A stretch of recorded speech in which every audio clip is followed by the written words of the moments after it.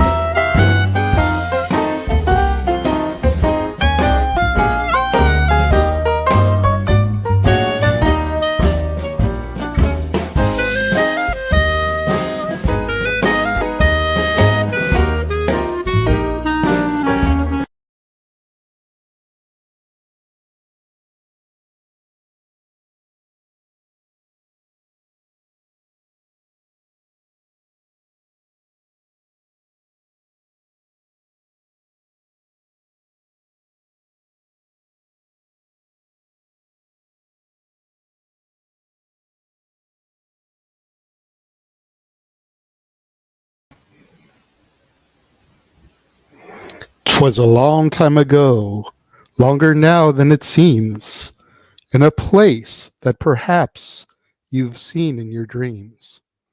For the story you're about to be told began with the holiday worlds of old. Now you've probably wondered where holidays come from. If you haven't, I'd say it's time you begun. Welcome, ladies and gentlemen, to the special holiday edition of Open Mic Night. The Renegade JJ McFly here. The West Coast Professor Jeff Emereth Meacham. The Simple Man, Noah Foster, aka Beetlejuice tonight. Just so don't say it 3 times in a row. Gentlemen, welcome to the special Halloween special, if you will, of Open Mic Night. It's good to be here, man. I wasn't I didn't remember it was a Halloween special number 1, number 2. I'm not even supposed to be here today, so I could be Dante if I really wanted to. But you definitely could, and it wasn't originally supposed to be a Halloween special. I just kind of figured, it's a couple days before Halloween. yes, There wasn't a whole lot of wrestling news again this week. yes, There's a couple little things that we're going to touch on and, mention, wax proxy over, but for the most part, it's been a slow couple of weeks. So I figured, much like we're going to do in December for Christmas, we'll just kind of do a little Halloween special here with the boys. There's also the thing that, the next few Saturdays, every Saturday but December 3rd, there's going to be a pay-per-view or pre-live event lead into this show anyway. So might as well get our off day shit in when we can, right? So with Noah, Noah welcome. was a cast member who signed in as a guest. Oh, there you go. Noah, welcome. It's always a pleasure to see you, my friend. It's showtime. Yeah. How you doing, JJ? How you doing, Jeff? Hello, everybody in the chat. I am not Beetlejuice, but I am the Superman Noah Foster. Always here, happy to engage, even if it's on one of these goofiest of holidays. But I'm definitely in the spirit of good things, so this should be a lot of fun. Good to see you, too. Like I always like to say, it's good to be seen. That's right. It's good Nathan, hello. Welcome to the show. Happy pre-Halloween for open mic night, of course. Hassan's in the room. Hi there. Hello to you, Hassan. Hassan says, wow. I'm assuming that was either over the tribute, the memoriam for the people we lost, or that was over me reading the Nightmare diatribe to Stardust. Which was very well done, by the way. Thank you. He also says, hello there. How you guys doing? I am fantastic.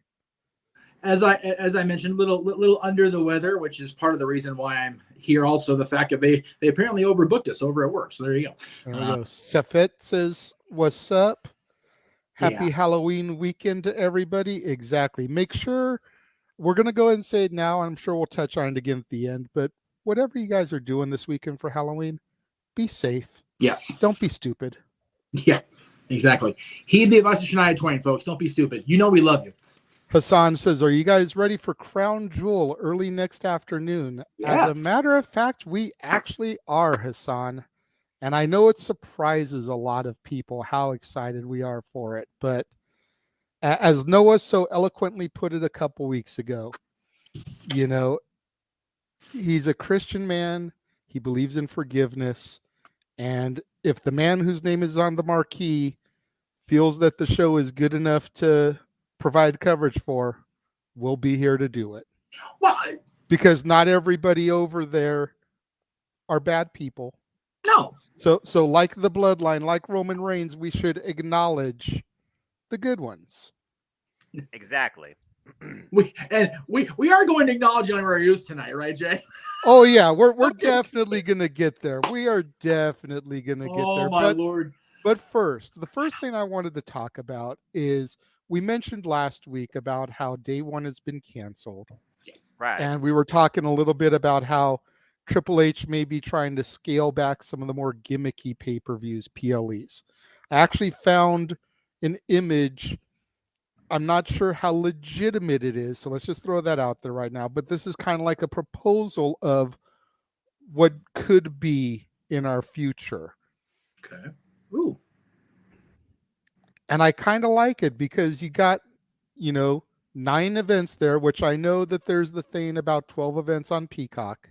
Right. So that's definitely something that needs to be addressed or issues or whatever. But you got the Rumble Chamber Mania. Then you got King of the Ring, Money in the Bank, SummerSlam. Then you got whatever the UK's PLE is going to be, whether it stays Clash in the Castle, they name it something else.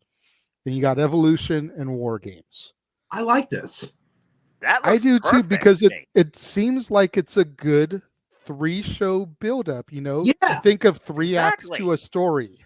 Yep. Stories begin at the Rumble, they end at Mania. They begin at King of the Ring, they end at SummerSlam. They begin in the UK, they end at War Games. Like perfect movie booking. Act 1, Act 2, Act 3. And the really good stories and arcs can carry from the Rumble to War Games with some interweaving of other talent and mixing of the storylines, and somebody that eliminated someone at the Rumble, they could end up on opposite ends of the War Games team, and it's like there's so many ways that they could weave stories through all this if that's the direction they decide to go. I like that. I do too. I do too, honestly. It's like I said, you need to space stuff out, let it organically grow and bloom, really tell a story that draws people in, not just try and sell everything all at once too. I literally could look at that as three different ways. I mean, the biggest story is obviously going to be the first third of the year. That's WrestleMania. Duh. And then after that, you rebuild maybe to the next WrestleMania in the second half of the year with those three shows. SummerSlam kind of being a bridge point, maybe between one major story that could go all the way to WrestleMania and maybe one that kind of like started into WrestleMania but could end there. As far as the third part, that could be more so maybe a celebration or rebuilding stage. You think about Evolution being the all-women's pay-per-view. That's a spectacle in its own right. And you figure about, well, that could lead to either the SmackDown or the Raw or NXT Women's Championships, really trying to showcase the scope of women's wrestling across your entire company. You look at the UK, that's international flavor, giving it back to the fans over there in jolly good old England, who is probably the most passionate fan base in the world, just putting it out there. And it makes me really think, okay, there could be a lot of international influences. Maybe somebody shows up, new signing. Maybe you really put the focus on your Canelo Championship like you did this past Clash of the Castle. And as far as the final show, Survivor Series War Games, whether or not War Games becomes a standard, I don't necessarily need Survivor Series War Games as the standard, but having Survivor Series as your end game for the year definitely sounds like the right approach. If this is personally the way they want to try and do it, if the 12-show thing somehow is kaput, which I think is overkill in the first place, that 9-show graphic you showed almost looks like a perfect setup for me in WWE. Mm-hmm. And I think that if the Peacock Network is a stickler about the 12 event thing, there's no reason that NXT can't fill out the other three and have one each quarter with NXT. Which is what takeovers used to be anyway. Exactly. Takeovers. Yeah, they used to be one takeover per quarter. That was the whole format for Triple H's NXT. Noah's NXT even. Unlike my NXT. Which is slowly but surely starting to resemble, at least on paper, the NXT of old. I'm here for that. There are elements. I'm not gonna lie. There are elements. There's still some stuff I'm like, what? But there are elements there. Yes, it's still very sports entertainment-y, but it's getting better on that front anyway. I actually have, but JJ, you and I have talked about this for years. I talked about this with Aaron a lot in the last 20, because figure when we started was right after the war had finally died down and was over between WWE and WCW, because there was no WCW. Yeah. The only reason they extended their schedule was because of the war. You figure WWE had their big five and they had the In Your Houses, right? But then Bischoff, when he took over in 93, I think it was, he upped the schedule to 7, then 9, then 12. That's why WWE went to 12 in the first place. And that's why they eventually went to full price for each one per month, because they had to compete, or they felt they did. I don't think they did, but the obligation. I wasn't self-imposed obligation. So I had no horse in the race on that front. But figure it this way: if WrestleMania is in the first third of the year or the first quarter of the year, the only big show for the company that's going to be competing with anything in that first part of the year is Wrestle Kingdom. They're not going to compete with WrestleMania because it's in January. No big deal. You figure the middle part of the year is when both the NWA and AEW have their big show of the year. Of course, Double or Nothing and the Anniversary Show. And then in the latter part of the year is when Impact has their big show, Bound for Glory. And as far as ROH is in the final part of the year. So each company's major show will not be directly competing with WrestleMania, which is a godsend for the other companies, I'm sure. Yeah. And also they can also plan their shows out better. So this potential format by WWE has universally broad implications for the entire wrestling world, because each company can now go, oh, thank God we don't have to fucking deal with them this month. Awesome. Or, whatever the case may be.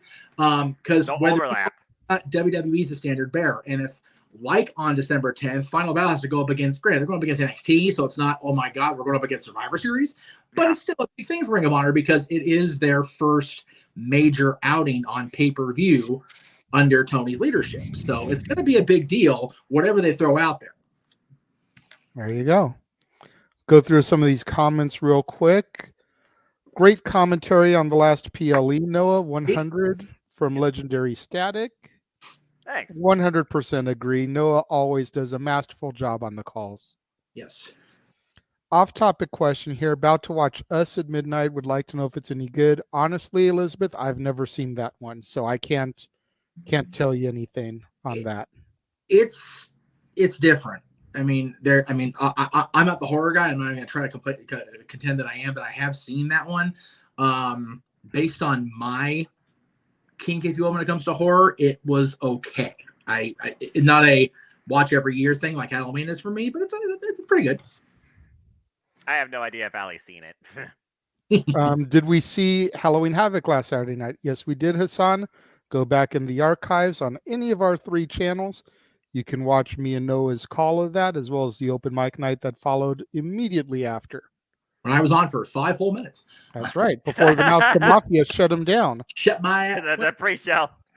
JJ, you'll appreciate this. Where I was sitting was right as you start the bypass. We shut down in extreme crowd traffic.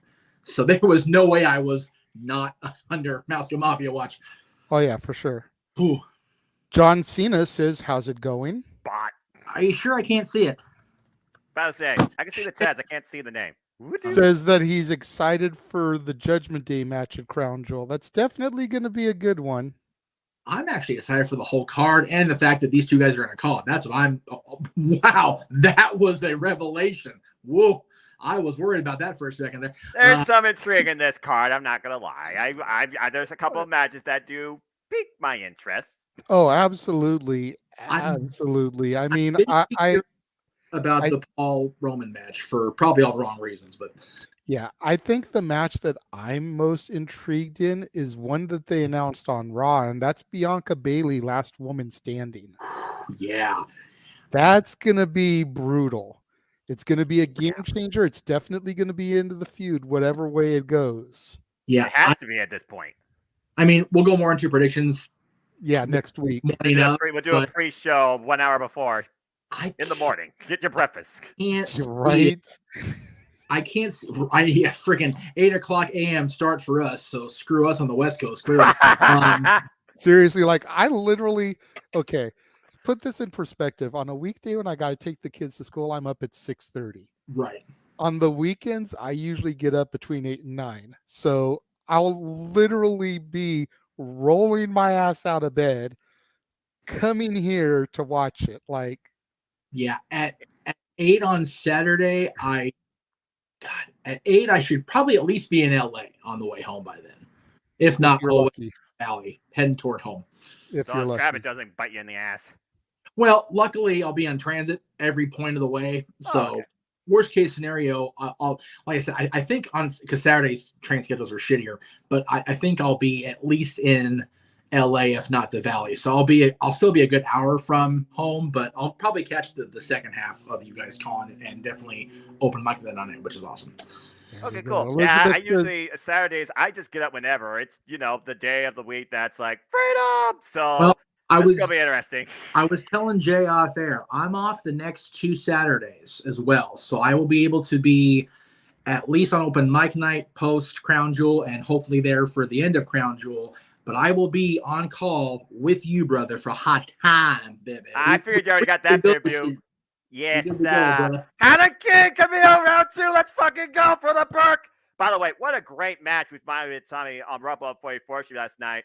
New Japan Pro Wrestling making history once again with the Stardom crossover as she contended for the SWA Championship, a title where it is only defended against challengers of a different nationality. So it can't be Japan versus Japan, which I thought was very unique. I was really looking forward to the idea of Kylie King taking that to challenge somebody over in the UK, in Japan, in Mexico. But either way, I hope that's not the only time I see Kylan King involved in New Japan Pro Wrestling. I want to see more Stardom. That was a great pay-per-view last night. They need her booked on the regular after that, no doubt about it. What do you think about the Guns winning the tag titles on Strong? Unbelievable! I did not see Right? that coming. I mean, I understand Aussie Open bravado, but it's like, okay, you beat us in Impact Wrestling, come to face on his own turf. And then the Young Lions, well, the Young Lions. That's the LA Dojo system. That's what it's about, fighting spirit. But the Morrissey Machine Guns now are champions in New Japan Pro Wrestling.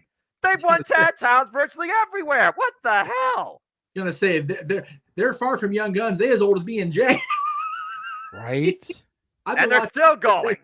I'm watching since the XMV days, for Christ's sakes. We've had them on the show in the XMV days, for Christ's sakes. And again, Taya Valkyrie, she ruled that. It's amazing how much the wrestling industry and the scope of like crossover and collaboration versus competition has really breathed lately, outside of WWE, breathed lately, especially this past few months. And again, I can't wait to see what else is next. And I'm looking forward to everything in November. And yes, Jeff, I already got AEW full gear covered. So you got the NWA, I got AEW. JJ, we got 2 shows a week. We got everything this month. Let's freaking go. It's a huge smorgasbord this month. Like, it's literally a buffet. You figure that 6 weeks, 5 of those weeks will be on the air covering 6 different companies. Oh no, one show. 5 different companies under the WWE banner, but still. Right, and then you got 2 other shows that may not necessarily be covered here, but I'm still going to engage with. You got Impact Wrestling's Impact Plus Special Overdrive, freaking Kazarian, your boy, challenging Josh Alexander for the Impact World Championship in the main event.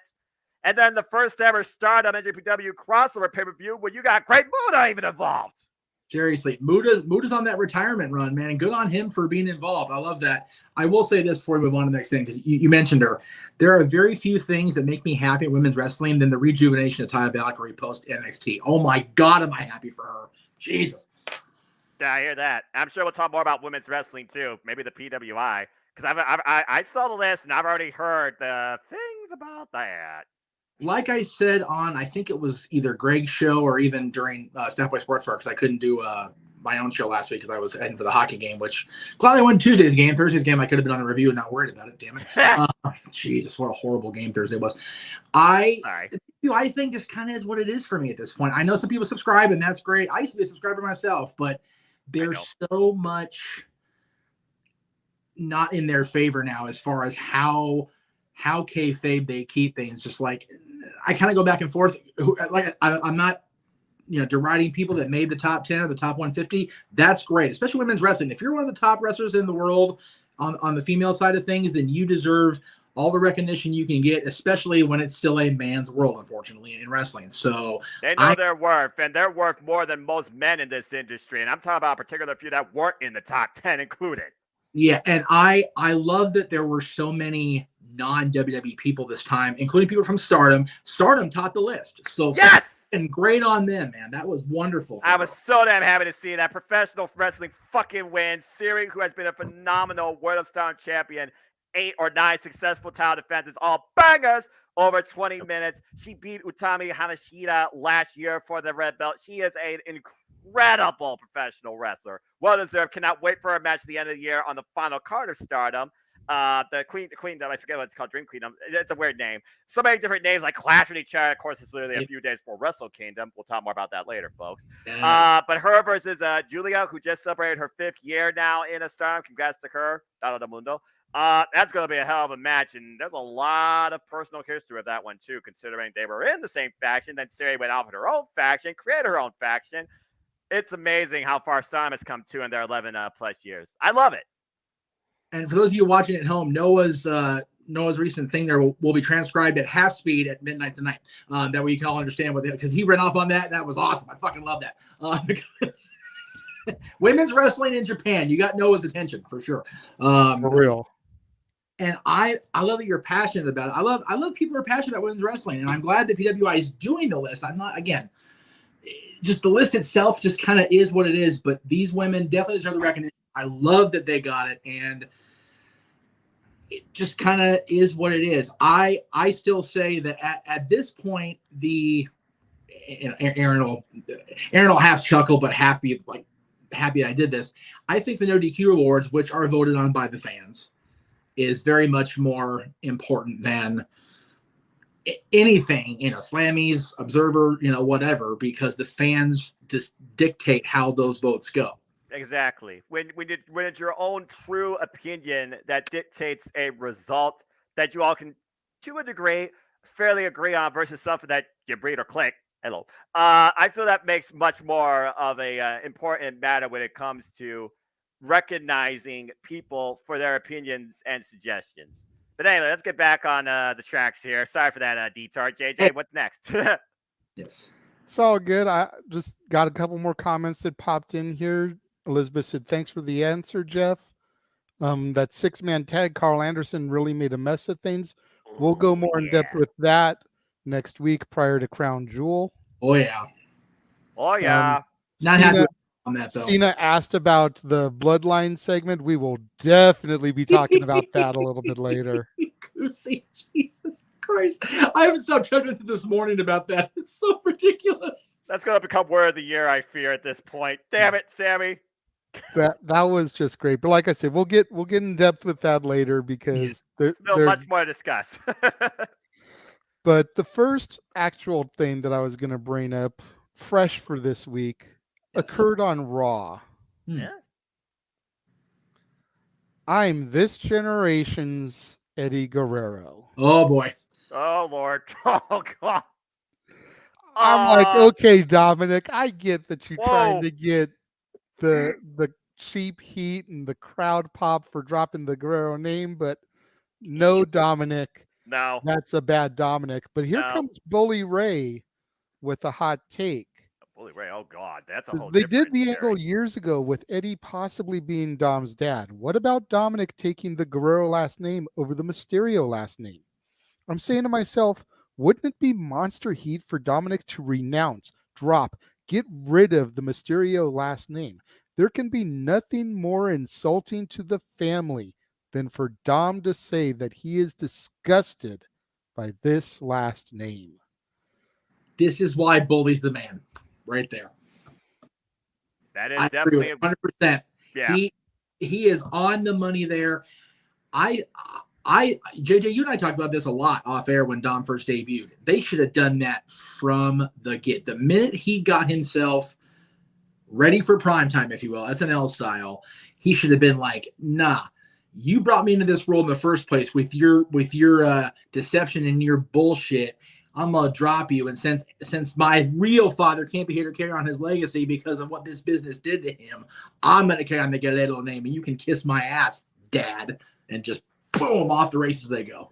The problem with that statement, Jeff, just to nitpick, is Dominic still isn't ready for prime time. Dominic needs to do like a serious 6-month to a year stint in NXT. That's the biggest problem with Dom, is that he was fast-tracked to the main roster because he's a Mysterio. I know. Ron Breakker is still cutting his teeth in NXT. Right. To be fair, though, there was a point where he was on Raw. Well, yeah, but they realized their mistake, and what Jay's saying is they didn't realize the mistake with Dom until it was too late. That's fair. I will say this. 2020. I think, and again, this is just me, Monday morning quarterbacking for you sports kids out there. I think they kind of went too deep in it to pull back at that point where let's take him off TV. Unless they did a major injury angle where they Rey Mysterio'd his knee. Then yeah, for a year you're good to go. But because they didn't, maybe that's why they put him with the Judgment Day. And since he threw the name out there anyway, might as well go for it at this point. I do agree with Bully at this stage now where they are, where, okay, he's going to be on TV. He's going to be on the premium live events anyway. It's Haunted Mansion. There's no turning back now. Might as well just go ahead and just go forward with it. And, if he does this, I'm not saying do exactly what I said, because that's, at this point, it's a little bit like, okay, well, whatever, But having him renounce the Mysterio name in favor of the Guerrero name would be, as Bully said, talk about cheap heat. That's freaking free heat. That's inexpensive heat right there. That's just like asking the fans to give you X-Pac heat for all the right reasons. So I'm here for that. And again, we're starting to creep up on the end of the year into next year. I still maintain that with the right amount of tutelage and the right amount of proper training, that Mysterio versus Mysterio could still be a viable WrestleMania encounter. I think they just put him on SmackDown for now to hold that off. I honestly think that is, like I said, we talk about long-term storytelling. I feel like that might be an approach that Triple H could be doing. You think about Survivor Series War Games, if in some capacity Dominic and Rey do clash, maybe a traditional Survivor Series match, that could be the seeds starting to be planted all the way to the Rumble, potentially for an encounter between the two of them in the same Rumble match. You literally could probably draw this thing out to a WrestleMania program if portrayed the right way. As far as, the Guerrero versus Mysterio name drop, that's some strong character development with a lot of realism to it, considering when you think about how Dominic was brought in. At one point, Guerrero did call him his papi, and there was real-life family heat there. Orale. So, honestly, JJ, and if the fact of the matter is, he's not ready for prime time, but with him in the Judgment Day, he is protected to a degree because it's not just him on his own. So, I feel like they kind of can go with this. They've already basically put the lore out there. Now it's just a matter of someone biting for it. So I think he's got the audience in the palm of his hands at the moment. He's just waiting to hook him in. Doing that maybe with an approach like, okay, any tactics during a match, whether tag or singles, lie, cheat, and steal. Pulling off his own form of Latino heat. I don't ever see him pulling up in a lowrider. That may be a little bit too much right there, especially with the arena bills nowadays. But, some of those mannerisms and moves and tactics that Guerrero even implemented in his offense in matches. If Dominic starts exploiting that and slowly teasing, dropping the Mysterio name versus the Guerrero name, that's a hell of a way to build actual heat. This could actually go somewhere. I definitely see an encounter in the Rumble. I don't know about Survivor Series. I feel like that would be too quickly forced at this point, personally. I feel like with the fact that they just moved Rey to SmackDown, trying to do that like a month later. I guess because he is in the Intercontinental Championship program, you do have a point because that match has not happened yet. So you might be fair to say Survivor Series might be a bit of a rush, but still, the fact they could be in the same building, even them just walking by each other. Yeah, just saying. Yeah, that definitely could happen, but I definitely foresee something happening in the Rumble. I see Dom maybe eliminating Rey in the Rumble. Mm-hmm. No, you mentioned one of JJ's favorite phrases, long-term storytelling. I'll never forget watching it back. I wasn't a fan at this point, but all these years later, I watched it back. Hogan and Andre wrestled WrestleMania 3. Of course, they had the big controversy with the slam that didn't happen and the 3 count that really wasn't a 3 count. Right. They took that, and again, there's only at that point there were literally 2 pay-per-views a year, so they could do it this way. But hear me out. They took it all the way to Survivor Series, had them in opposite teams. Andre's the sole survivor, so they continue to feud all throughout the year on television. They get to the Rumble. They have the contract signing for the main event on NBC. At the Rumble, continue the story. They have their second match. They're what's supposed to be the blow off, and there's controversy. They can take the Mysterio versus Rey versus Dom feud to WrestleMania if they build it at least somewhat like that. I'm not saying have them in the ring of Survivor Series, like you just said, it's too soon. But that hallway side eye, like really, motherfucker, and keep going. Interaction in the Rumble. Have Rey get so flustered or verklempt about it that he challenges Dom. He finally says enough. That's right. The father has not broken yet against his son. He refuses to. Yeah. You combine the elements of the long feud with Hogan and Andre and the Undertaker-Kane build-up where Undertaker stood steadfast, refused, finally went, all right, damn it, enough. And then they fight at Mania. There you go. Any further thoughts on that, JJ? No, I mean, that pretty much sums it up. Matt says, hello, JJ, Noah, and Jeff. How you doing tonight? We are doing well, Matt. Thank you for being here. Always Big G in the house. Hey.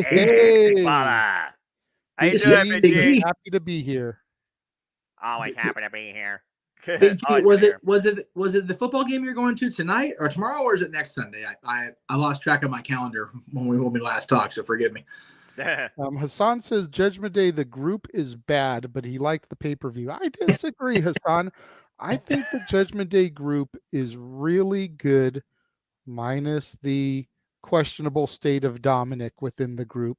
Yeah. You know, Finn Balor is an amazing talent, always has been. Yep. He's so suited for this group. I wish he would be Demon Balor more with Oh, the darkness of this group personally, Bring it Yeah. out. but Gotta you have know, Cole bring it out. kind of is what it is there. Damian Priest, I've been impressed by this dude since I first laid eyes on him. I knew there was something special about him.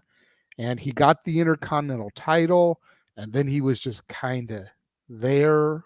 yeah. It's kind of like Yeah. Punk with the World Heavyweight title. He was champion, but was he really? No, Yeah. he wasn't the focus. He was just a part of the cog in the machine. So now that he's finally getting to show how special he truly is, Rhea Ripley, Rhea is the ace of this group. grossly underrated. Damn right.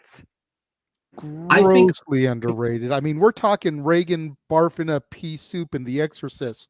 Grossly underrated. She's only had like one match, by the way, since being really, back per se on our screen. She's done more from a character standpoint in the Judgment Day than the other two people before Dom was inserted have for the longest time. Without Rhea Ripley, the Judgment Day right now, it's kind of just a couple people floating. She completes it. Yeah. Granted, Damien's new and probably too new to say this. They've all been grossly underused and underrated from the moment they came to the. Now, granted, Dom is still green as grass. I'm not even going to try Let's put it out there. They've all been either underutilized or underappreciated or not properly utilized or harnessed the way they should have been, especially in Finn Balor. Oh my dear Lord. Yeah.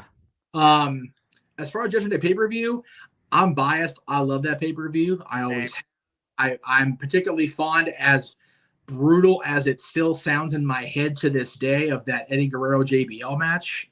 I was there for that. I was gonna say you were there for that, brother. Man, Bradshaw hit Eddie like he owed his mama money. Like, god damn, he laid poor Eddie Guerrero wide the hell open on that. Cracked that boy over the head worse than John Cena. And if you don't know what we're talking about, go to the cock and find it on there. Watch it. Yeah. Yes. And then if you can stomach the blood in that match, try to stomach the blood the following year when Bradshaw and John Cena had their I Quit match. One of my favorite matches of all time. Again, like I said on the No DQ review, just sell a sub-tangent.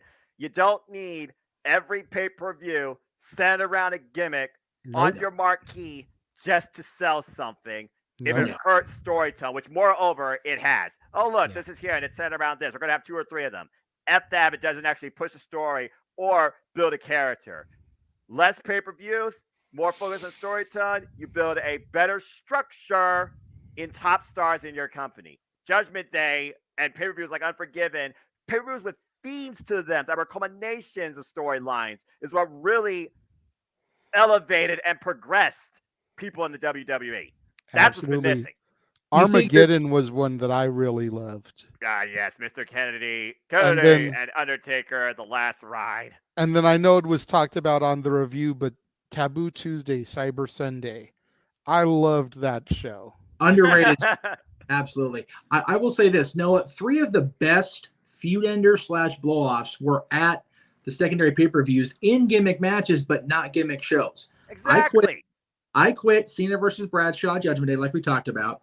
Also a Judgment Day, Hell in a Cell, Jericho versus Triple H. Way overlooked match considering that stacked card. I'm not even going to front. And then Vengeance 05, Batista Triple H inside Hell in a Cell. I'll go even one more with you. Triple H and Shawn Michaels, Hell in a Cell, No Mercy. Or Bad Blood. Excuse me, Bad Blood. Sorry. Bad Blood 04. No Mercy was Jericho and Shawn and their feud blow off, which was also which of course came down to the fact that at the SummerSlam, Chris Jericho basically hit his wife. It's one of the right. And let's not forget the No Mercy ladder match, the Hardys and Edge and Christian. Yes. Yeah. Which wasn't a feud ender, but definitely a kickstart to not only their feud, but all 3 teams' careers. In fact, the W's in there too. Exactly. You don't need a gimmick pay-per-view. I know this went into way deep on the review. Yeah, but I was gonna say. Yeah, we did. Gimmick pay-per-views to pull off gimmick matches, and gimmick matches should be saved for feud enders. That's why I'm still very hesitant about this War Games thing. Yeah. We'll see what Survivor Series, but it needs to be something that means something. Because, like I said, when I was on for longer than 5 minutes on a recent show, War Games was always Horsemen versus the people that the Horsemen had just done wrong so many times that they had to be like, nah, lock these MFers up and take them out. Well, we'll touch on War Games a little bit later when we get to the Sami Zayn thing. Yes. All right, let me run through a couple more comments here. This is great. Legendary Static said, "Wow, that was good about the way we booked that stuff." Thank you. Elizabeth said, "Even if you were to remove the Mysterio name in favor of Guerrero, he'd still be a Mysterio in many people's eyes, including his own or her own. Excuse me. Changing the last name would do little in that opinion." I can agree with that. It's one of those things where you draw into the character, right? Not necessarily, how you figure the guy on paper. Again, we are reacting to a character. Dominic Mysterio is still Rey Mysterio's son, and as far as we know off screen, the real family stuff. But as far as right now, he is literally the biggest dick to his father. Exactly. I mean, if you go to the DMV, it's still going to be Oscar Gutierrez and his son named Gutierrez. Yeah. I mean, there you go.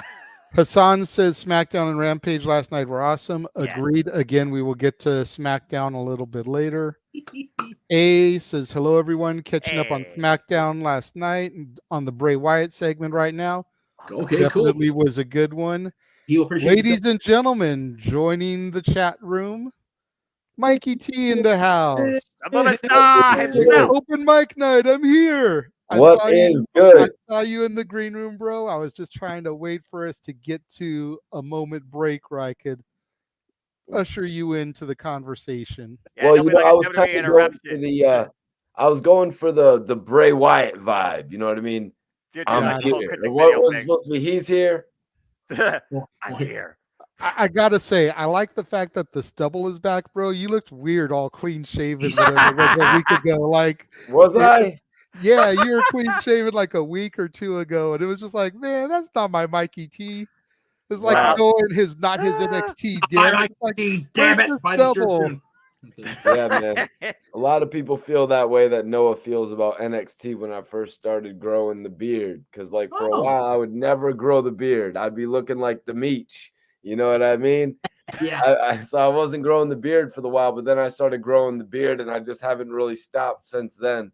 I gotta get mine trimmed down and lined up. I'll probably do that next week.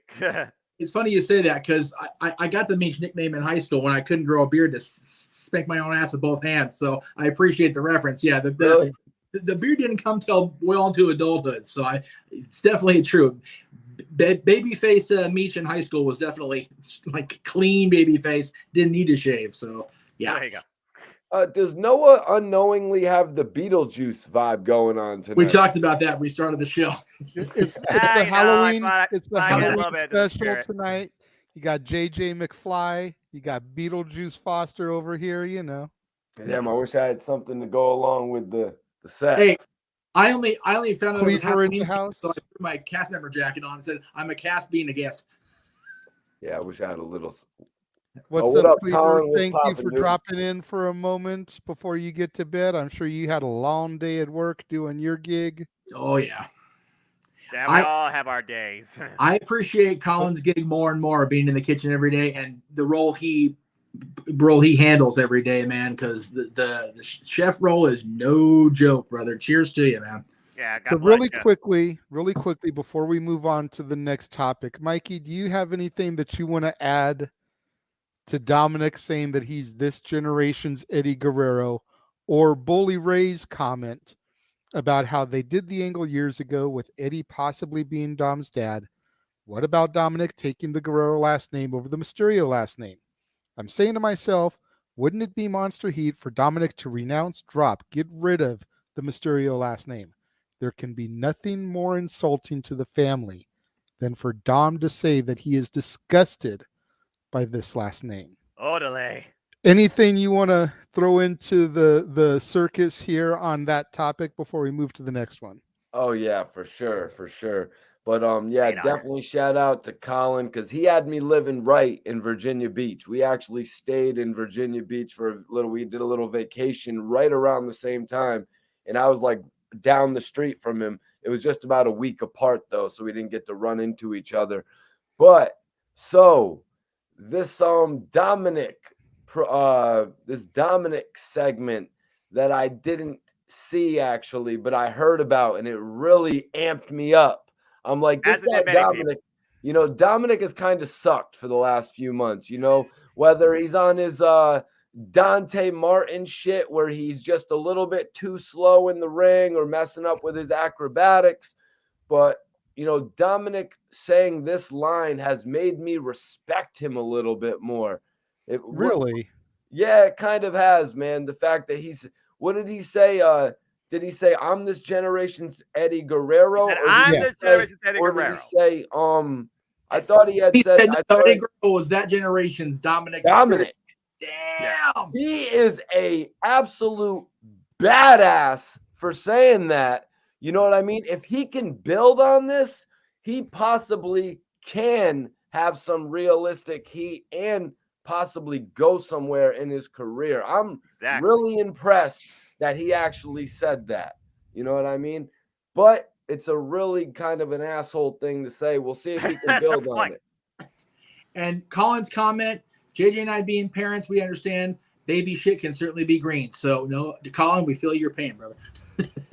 I don't ever have to worry about that. Ooh, man.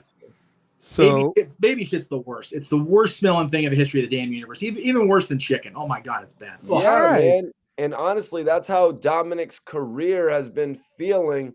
Even with his first couple weeks with the Judgment Day, it really sucked with him really not knowing what to do. Yeah. Him not knowing how to handle the heat that he's getting from the audience. Exactly. This guy could be one of the biggest heels, y'all. Well, he's got the potential. He very much came off like a very young Dwayne Johnson, not understanding the heat from the crowd. But now that he's embraced it like Dwayne did, shit, sky's the limit for him now. It really is.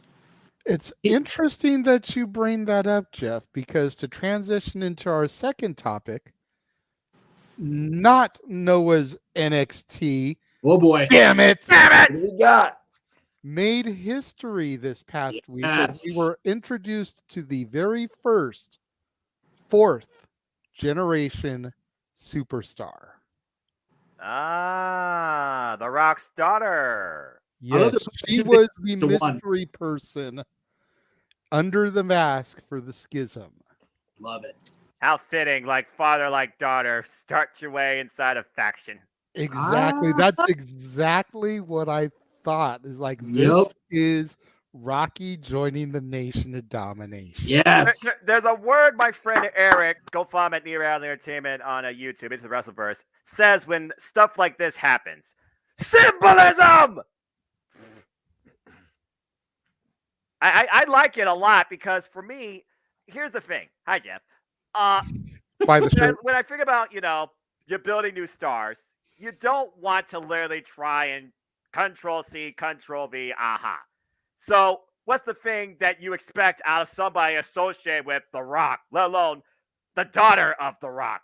Do you expect the woman's eyebrow, per se? Do you expect her to be fire on the mic? Do you expect her to take his catchphrases? A baby face, right? Yeah, do you expect babyface or heel? Right now, we're going to see character development. That's what this NXT, damn it, if it's not even mine, is supposed to be at the forefront. This actually intrigues me, and I don't have a problem with this because right now we're going to see how she can present herself. Because in WWE, I say it all the time, it's not just about what you do in the ring. It's about how you sell, how you entertain, how you engage. And while I have no idea what the F schism means, the fact that she finally has a role that protects her, because again, you want to talk about green, she's the last form of green there is because this is literally day one. I'm very curious to see how she builds herself in NXT. Good start. I mean, I've watched her, and she definitely seemed a little shaky on the mic. Like there might have been some nerves in her gut. The breathe, cutting that first promo, delivery, the pause. but the stuff that she was saying, if she can just work a little bit more on her selling of the words, Yes. I am down to see where Ava Rain, it's her gimmick name, I'm goes gonna have to from get used to here. that. I will say that. Still, names is a whole different thing, but I'll have to get used to that. Correct me if I'm wrong. Her name is actually Simone Johnson. Yes. Okay. Former nickname. I thought so, but I just didn't Mark. want to say it and be wrong. So That's fair. Okay. But yeah, I mean, just the fact that she is there now. Yeah. Right there, we've already got another seed planted for potential transfer to the bloodline Right, if they stay going longer than Mania. Because let's be real, she's not going to be ready for main roster until at least Mania. More realistically, probably SummerSlam. Right. And that's almost a whole other year for the bloodline to be running roughshod. I personally don't think they'll last that long, but it's another potential member because of the family connection. Well, that's one way you could look at it, JJ. But the way I see it, not everybody in the Nai family has to literally be a Nai, aka bloodline. Again, I feel like, you say first ever fourth generational talent. Ava could literally build her own legacy, not even being associated with the bloodline at all. And right now, nothing about this presentation, this character, this look, screams bloodline to me. So we'll see how far this venture goes and where it takes her. And yeah, Colin, I completely agree. We all know how much WWE is scripted. I feel like NXT literally has a teleprompter on the hard cam screen. She definitely needed something. I love how it's a Kushida costume all of a sudden. Hey, we're on a wrestling show. Why not? Love it. I get it. Like, I've seen him a couple times, so I get the reference. But former IWGP Junior Heavyweight Champion multiple times over. Get well soon, by the way. That's not JJ's reference. Damn it. Anyway, I'm the movie guy. Come on, let's go to the movie reference. Look, JJ and I are contrast. He is Mr. Movies. I am Mr. Professional Wrestling. Hello. Damn it. But he digresses by the shirt. By his shirt, that's right. He's a punny MFer. That's right. He sure is. I think Simone Ava has, it's all there. It needs to be unlocked, and it needs time to be unlocked. Needs time. You need time to have that seed planted, let it grow into a blossom that we can actually, cultivate properly as fans, and they can cultivate properly as talent, as WWE can. Right. I figure it took Rocky about 8 months from debut at the Survivor Series until he got injured, came back from injury, and joined the Nation. Exactly. Yeah. And while he came in full head of steam in his debut at the Survivor Series with the god-awful pineapple Jerry curl, winning the Intercontinental Championship from Hunter in February, he kind of just was there after that. Exactly. The fans weren't getting behind him because he was too cookie cutter white meat babyface in an era when they were trying to get a bit away from that. And that's why the Rocky Die started in the first place. And then he found a way to embrace it. Yeah. I'm going to be very curious to see what the fan reaction is in a couple months to Ava. Like, is it going to turn into a similar thing where it's Die Ava Die, much like her dad got chanted? It depends how they showcase her. And also, is it just going to be character development? Are we actually going to see her do some in-ring work? Again, both matter, but right now it looks like we're trying to figure out and establish the character. Yeah. Mikey, I think the key to that is this. Right now, the guy in charge of creative is Triple H. The guy in charge of NXT is Shawn Michaels.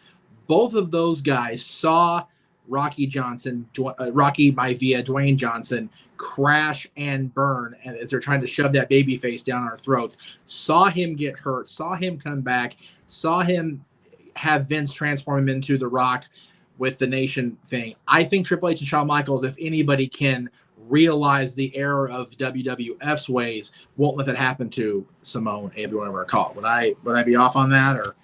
Yeah, that's why they're bringing her in like this rather than showcasing her when it comes to wrestling, I guess, because they're going to give her a chance to talk and flesh out her character. And being around Schism, she can mess up when she talks a little bit because all of those guys are a little bit quirky. She can pause if she's forgetting what she's saying, and it'll kind of just go with the group. But in reality, this is somewhat of a dead angle to me because before this, it's like, where's Schism going? It's kind of bland. Now with Ava Raine, it gives them, she's attached herself to something, and she can grow from that. Even if Schism ends up ending, Ava Raine could move on from there. I think maybe they should put another female in there, though she could actually have somebody to fight with, possibly. But like I said, I think they're just going to go with this for a few months, let her speak on the mic and kind of flesh herself out.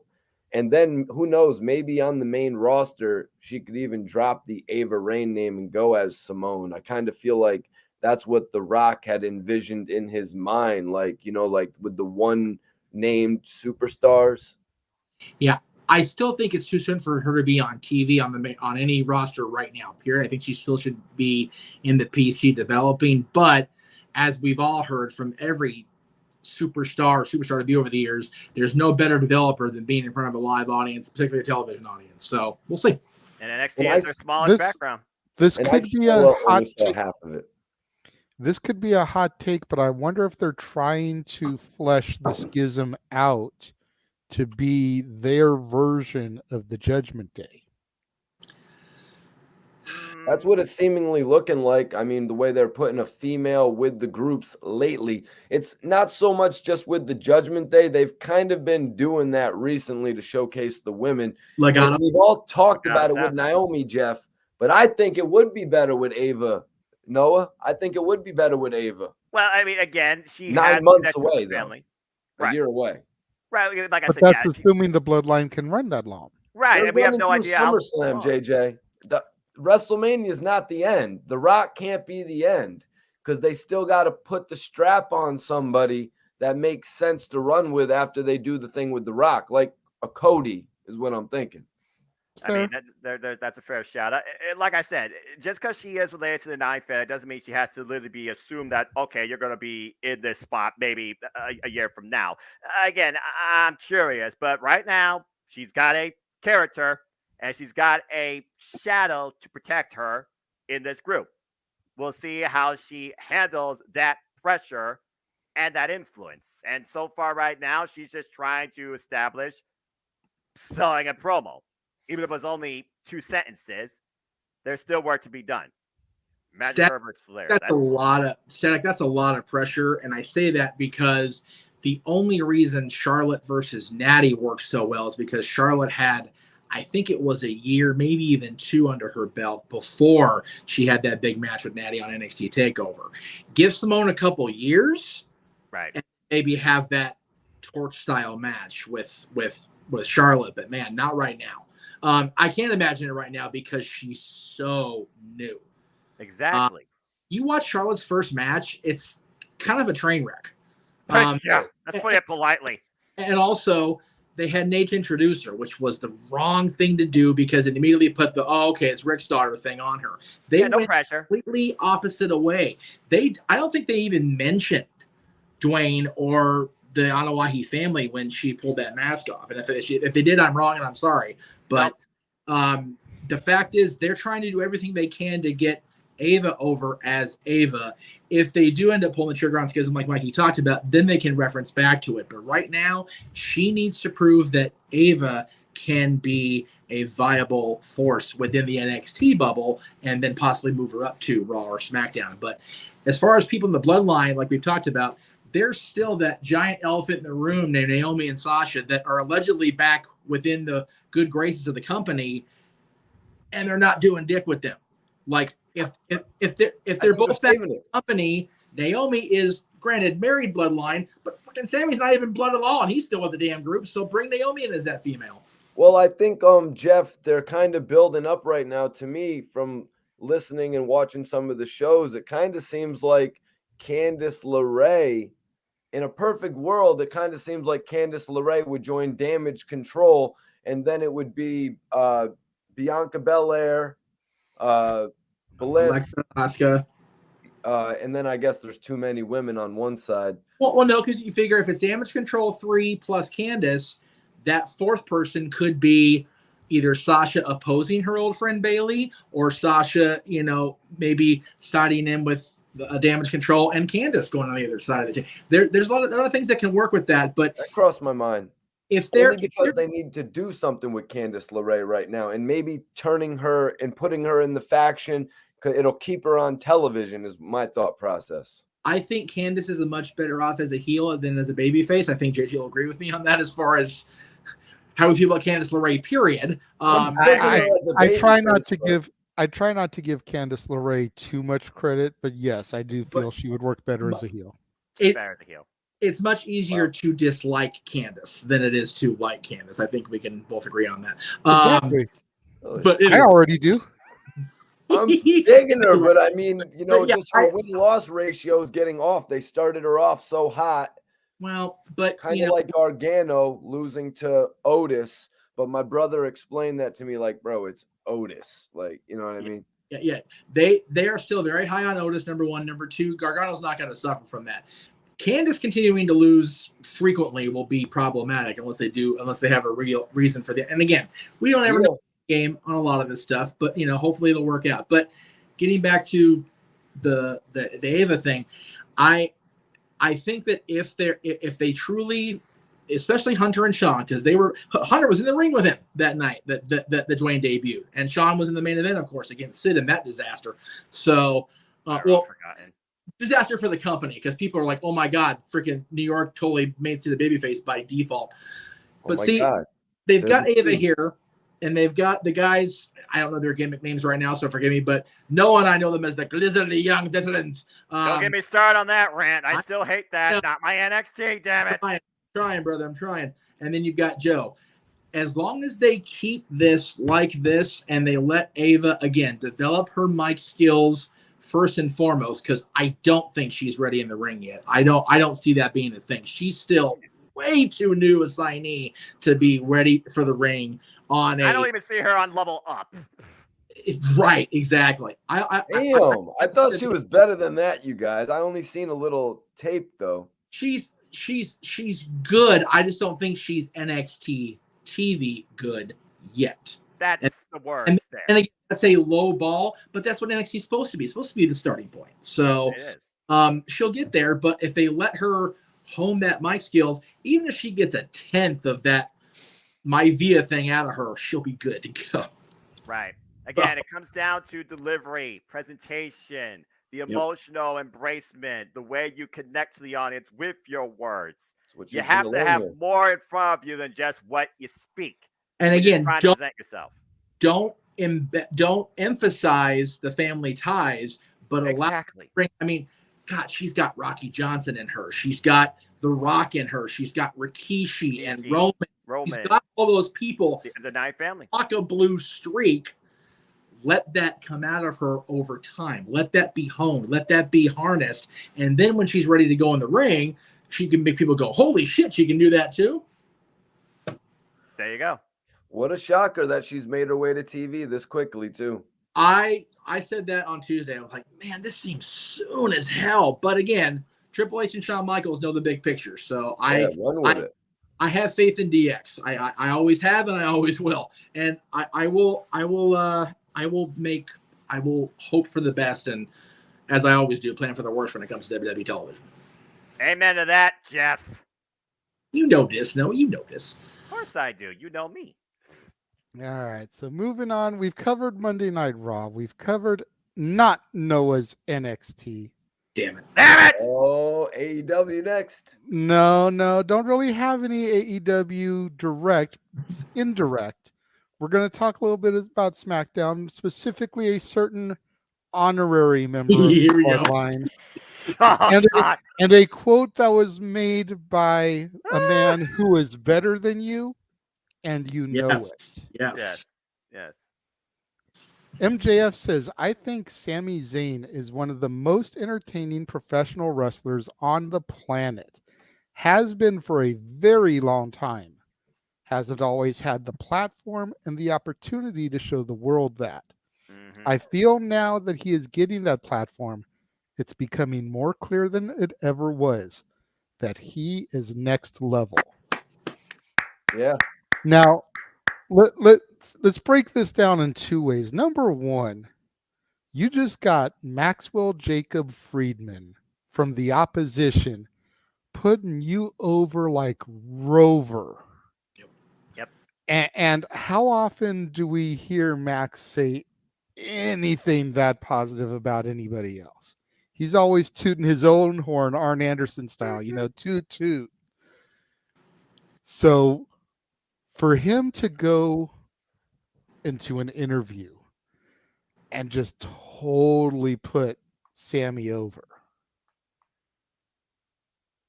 that's a side of Maxwell that I don't think anybody ever really thought they'd see. Number one. Yeah, he tends to go on the show he made that claim on. He did a long show, then they kind of broke up into YouTube snippets or shorts as they call it on YouTube. He actually does praise WWE more often than probably that Tony likes. Yeah. Let's not kid ourselves. But including Roman Reigns. He's even talked about Roman Reigns. Dude, and he's not lying. Roman Reigns. No, he's not. Like Roman Reigns is exactly what Roman Reigns and Paul Heyman say Roman Reigns is every single freaking week. MJF is on the ball with it. But yeah, JJ, you and I got to see Sammy before he was Sammy, and you and I, Olay, exactly. Hey, Olay. He wore a mask. Here we go. Then? Yeah, Yes. El Generico. Generico, baby. Did he talk? No. Yeah. No. Well, yes and no. Not nearly as much. Let's just put it out there. He spoke in fake Spanish. Like he'd do the Olay, he'd get interviewed and he'd be like, see. No. Why did he first of all explain why he needed to do that? Like why did he he's very talented. He's a goofball. Right, That's just who he is as a It's always has person. been. I didn't know that at first when he challenged Cena and when he faced Nakamura, Yeah. That's fair. His real personality is just that of your standard goober next door, like for real. He is just a goof, and that's what's so endearing about him. And since WWE has let him embrace that and show it on television, MJF and Sammy are my two favorite things right now to watch in professional wrestling. Yeah, that's what endears him to the fans so much, is he's literally got that like underdog type of gimmick to him. Even back when he was Generico, you figure he would get beat up. He had great tag team matches, great partners, whether it was Steen, whether it was Quicksilver after, Scorpio and Quicksilver broke up. Aww. They had just great matches, and it's real easy for a guy that's scrawny to get that underdog vibe to him. And then you figure going to Ring of Honor, becoming champion over there because the crowd just loves him so much. And then getting the call up to come to the big leagues, if you will. Because of Regal. Regal. Again, that man, that mind, that recognize of talent. Regal passed on MJF. Regal saw Generico and Steen at PWG, and I don't know if he called Vince from the venue or the next day, but it was definitely a thing. And next thing you know, he had both Sami Zayn and Kevin Owens in NXT. Sami Zayn becoming the ultimate babyface, finally getting the NXT Championship, only to lose it to what was his friend turned bitter enemy and NXT rival, Kevin Owens. And now look at where both Kevin Owens and Sami Zayn are in WWE. Yeah, because they're one of those setups that they work so well together either way. They just have that chemistry. 2016, go watch those matches. They legit are Hunter and Sean. Yeah, they are. No doubt. They are. You can put them together as DX, and they're over like Rover, and they click so well in the ring. They know exactly where each other is going to be for that tag team chemistry. And then you can have one of them turn heel, and you can have that blood feud that's just going to tear up the circuit from coast to coast. And it's very rare that you can find a set of friends that are that compatible with each other either way. Cabana and Punk, prior to their huge fallout, were very much the same. Across the world, those two guys took that thing. Punk and Cabana.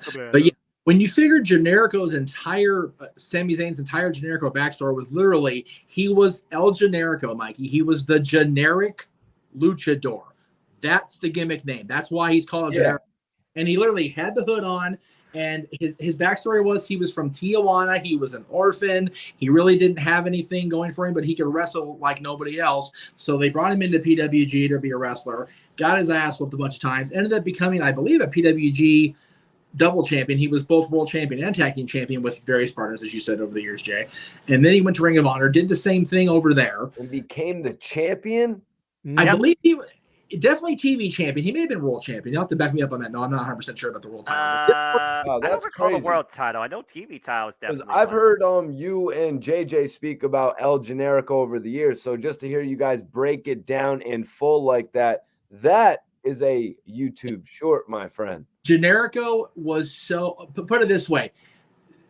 JJ and I got to talk to, I forget how you say his real first name, so forgive me.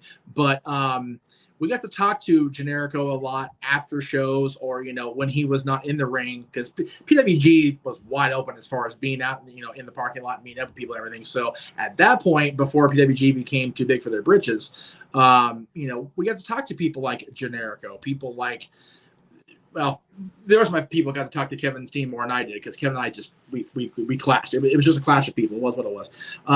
But we got to talk to these people, and I saw Generico. I saw Sami Zayn coming out of Generico even back then. There was just something that wasn't WWE click yet, and whatever it was got harnessed in Ring of Honor. And then when he came back to PWG, it was when Regal saw him and went, Jesus. I'm on his wiki page. Just to interrupt real quick, I'm on his wiki page. He was TV and tag champ in ROH, was not world. Yeah. I stand corrected on that. Did get match of the decade for the 2010s in ROH against Steen from Final Battle 2012. My God, what a against Steen? Yeah. Kevin Owens. Two-time PWG champion, 5-time PWG tag champion. Once with Human Tornado, once with Quicksilver, once with Paul London, twice with Steen. Right. Bola 2011 winner. I remember that. Yep. Oh, yeah. DDT 4 tournament winner with Paul London. The only to win both back then at that point. Match of the year in 06 and 07 for SoCal Uncensored from Gorilla. Yep. 06 was against the man that Gravity forgot, now known as the Bastard, Pac. Yep. And 07 was Bryan Danielson. That's a match right there that I always wanted to see. So the 07 match was, I believe, the one that Danielson took the title back from Generico right as he signed with Developmental originally. So that was Bryan's exit. And he wins the damn world title, which was such a good match. Jesus. And then Sammy and Pac. Wow, this is major shit. Dude, you guys got to see Neville. You guys get to see Pac on TV now. My God, Pac in PWG, and seriously, I don't shill for other companies very much besides the ones I help run. But get your hands on PWG DVDs for the love of freaking everything is good and pure in this world, because there's so much good shit from the. I've only seen a few gems on YouTube from PWG. I was going to say, and if you can get your hands on a bunch of the ones from 05 through 07, you'll see me and Jeff a lot in the crowds. Generally on opposite ends of the ring, because I was on the side where they would make their entrances, which aren't usually shown on the DVDs because of copyright music. Jeff was on the opposite side with the No DQ crew. Yeah, we always made sure we got front row, quote unquote, hard cam for reasons. Because we wanted to show their stuff. Got the whole team with the No DQ shirts on. Yeah, again, the first time I discovered El Generico and Kevin Steen was Ring of Honor for me, and then seeing both of them finally collide in NXT was freaking awesome. And that moment where Sammy won the NXT Championship, and then Kevin just planted him on the apron, and Regal that face where he just wanted to kill the guy. I was like, oh, here we go. That's classic. Regal made that moment as much as Sammy and Kevin did because everybody that knew that Regal recruited those guys. So Regal's just like, no, Kevin, what have you done? But it's Regal's probably going, I like it. Regal's like, this is exactly why I recruited you. Like, I'm going to sell it on the microphone, like, no, but this is exactly just like why trying I to hold recruited him back while he's still angry. Yeah, very much like he was at Max. It's probably like, can't praise you right now because, God damn it, Max. I mean, again, he nodded, then he said, you still have a lot to prove. Again, I'll say it once, I'll say it again. MJF and Sami Zayn are the best two fans about the entire wrestling business today. Outside of Bringing it back to the original point there. We discussed the whole MJF thing. Yep. This past week on SmackDown. I'm sorry. I'm assuming everyone either saw the show or saw the clip. Yeah, exactly. I mean, oh dear Christ. Sammy Don't start. Sammy dropping the Usi. Oh, that's him. He did that. That's totally his shtick. Oh, it totally is. That goes back to him being just that goober. Yeah, he proved that he can do that now. He's like a level below Kurt Angle, maybe with. I would.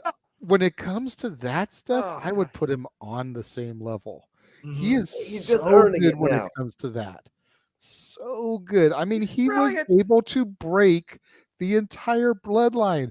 Jey Uso is in the middle of the ring trying to be pissed with Sammy. He's about to throw hands, and he's got to start covering his mouth and his face because he's trying not to crack up in the middle of the ring because Sammy's saying that he's not Usi enough. And Roman freaking embracing Why him, did he trying crack to up still so sell bad? it. He had to know that line was coming. No. No, he did. No, he didn't. No. The bit.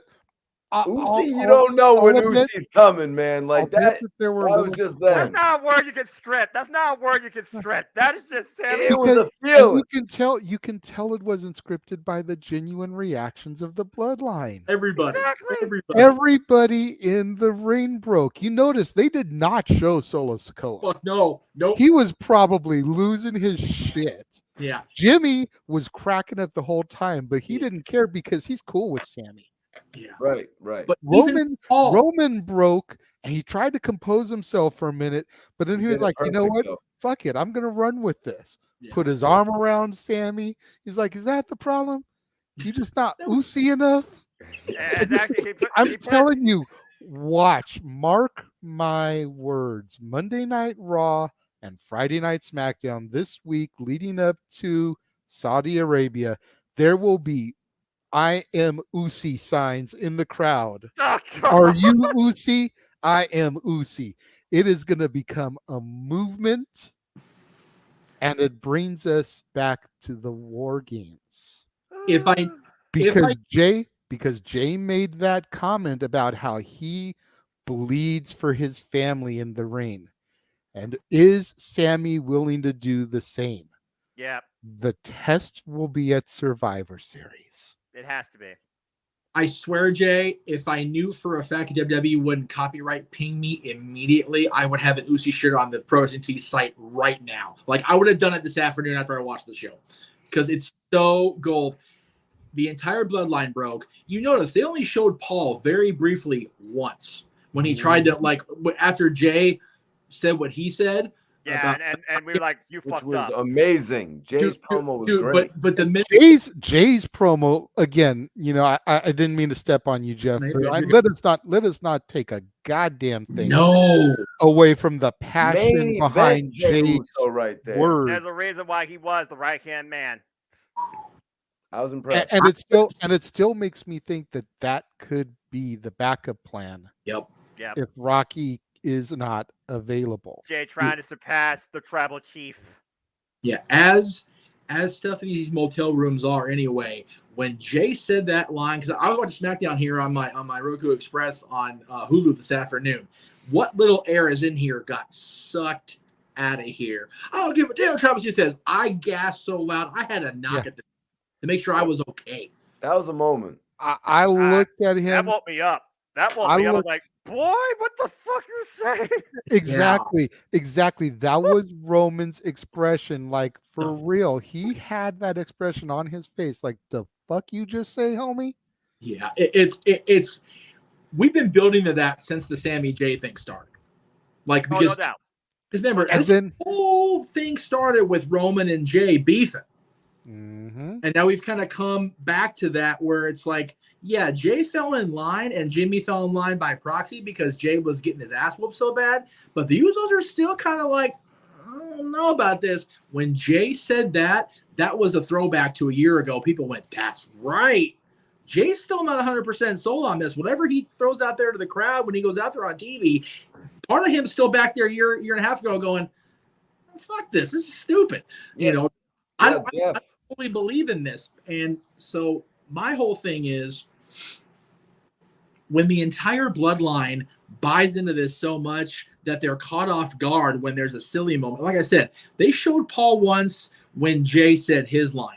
When Sammy said the UC line, the camera went to go toward Paul. Paul purposely backed himself out of camera because he was giggling himself stupid too. Like, that's how good it is when a professional of how 40-something years like Paul Heyman is reduced to trying to stay his ass off camera. You've got a golden thing here. MJF is 100% right. JJ and I talked about it more probably than we should have, as far as the evolution of Sami Zayn. This guy's always had it in him. It was very much like Mick Foley in 1993-94. He was unbelievably gold. It just, the perception was he wasn't worthy of having WWE's golden shine on him. Sami Zayn has proved pretty much the entire time he's been up on main roster, and definitely in Noah's NXT, that he deserves that WWE shine on him. But this last year, this thing with the bloodline has got him to platinum, beyond gold status at this point.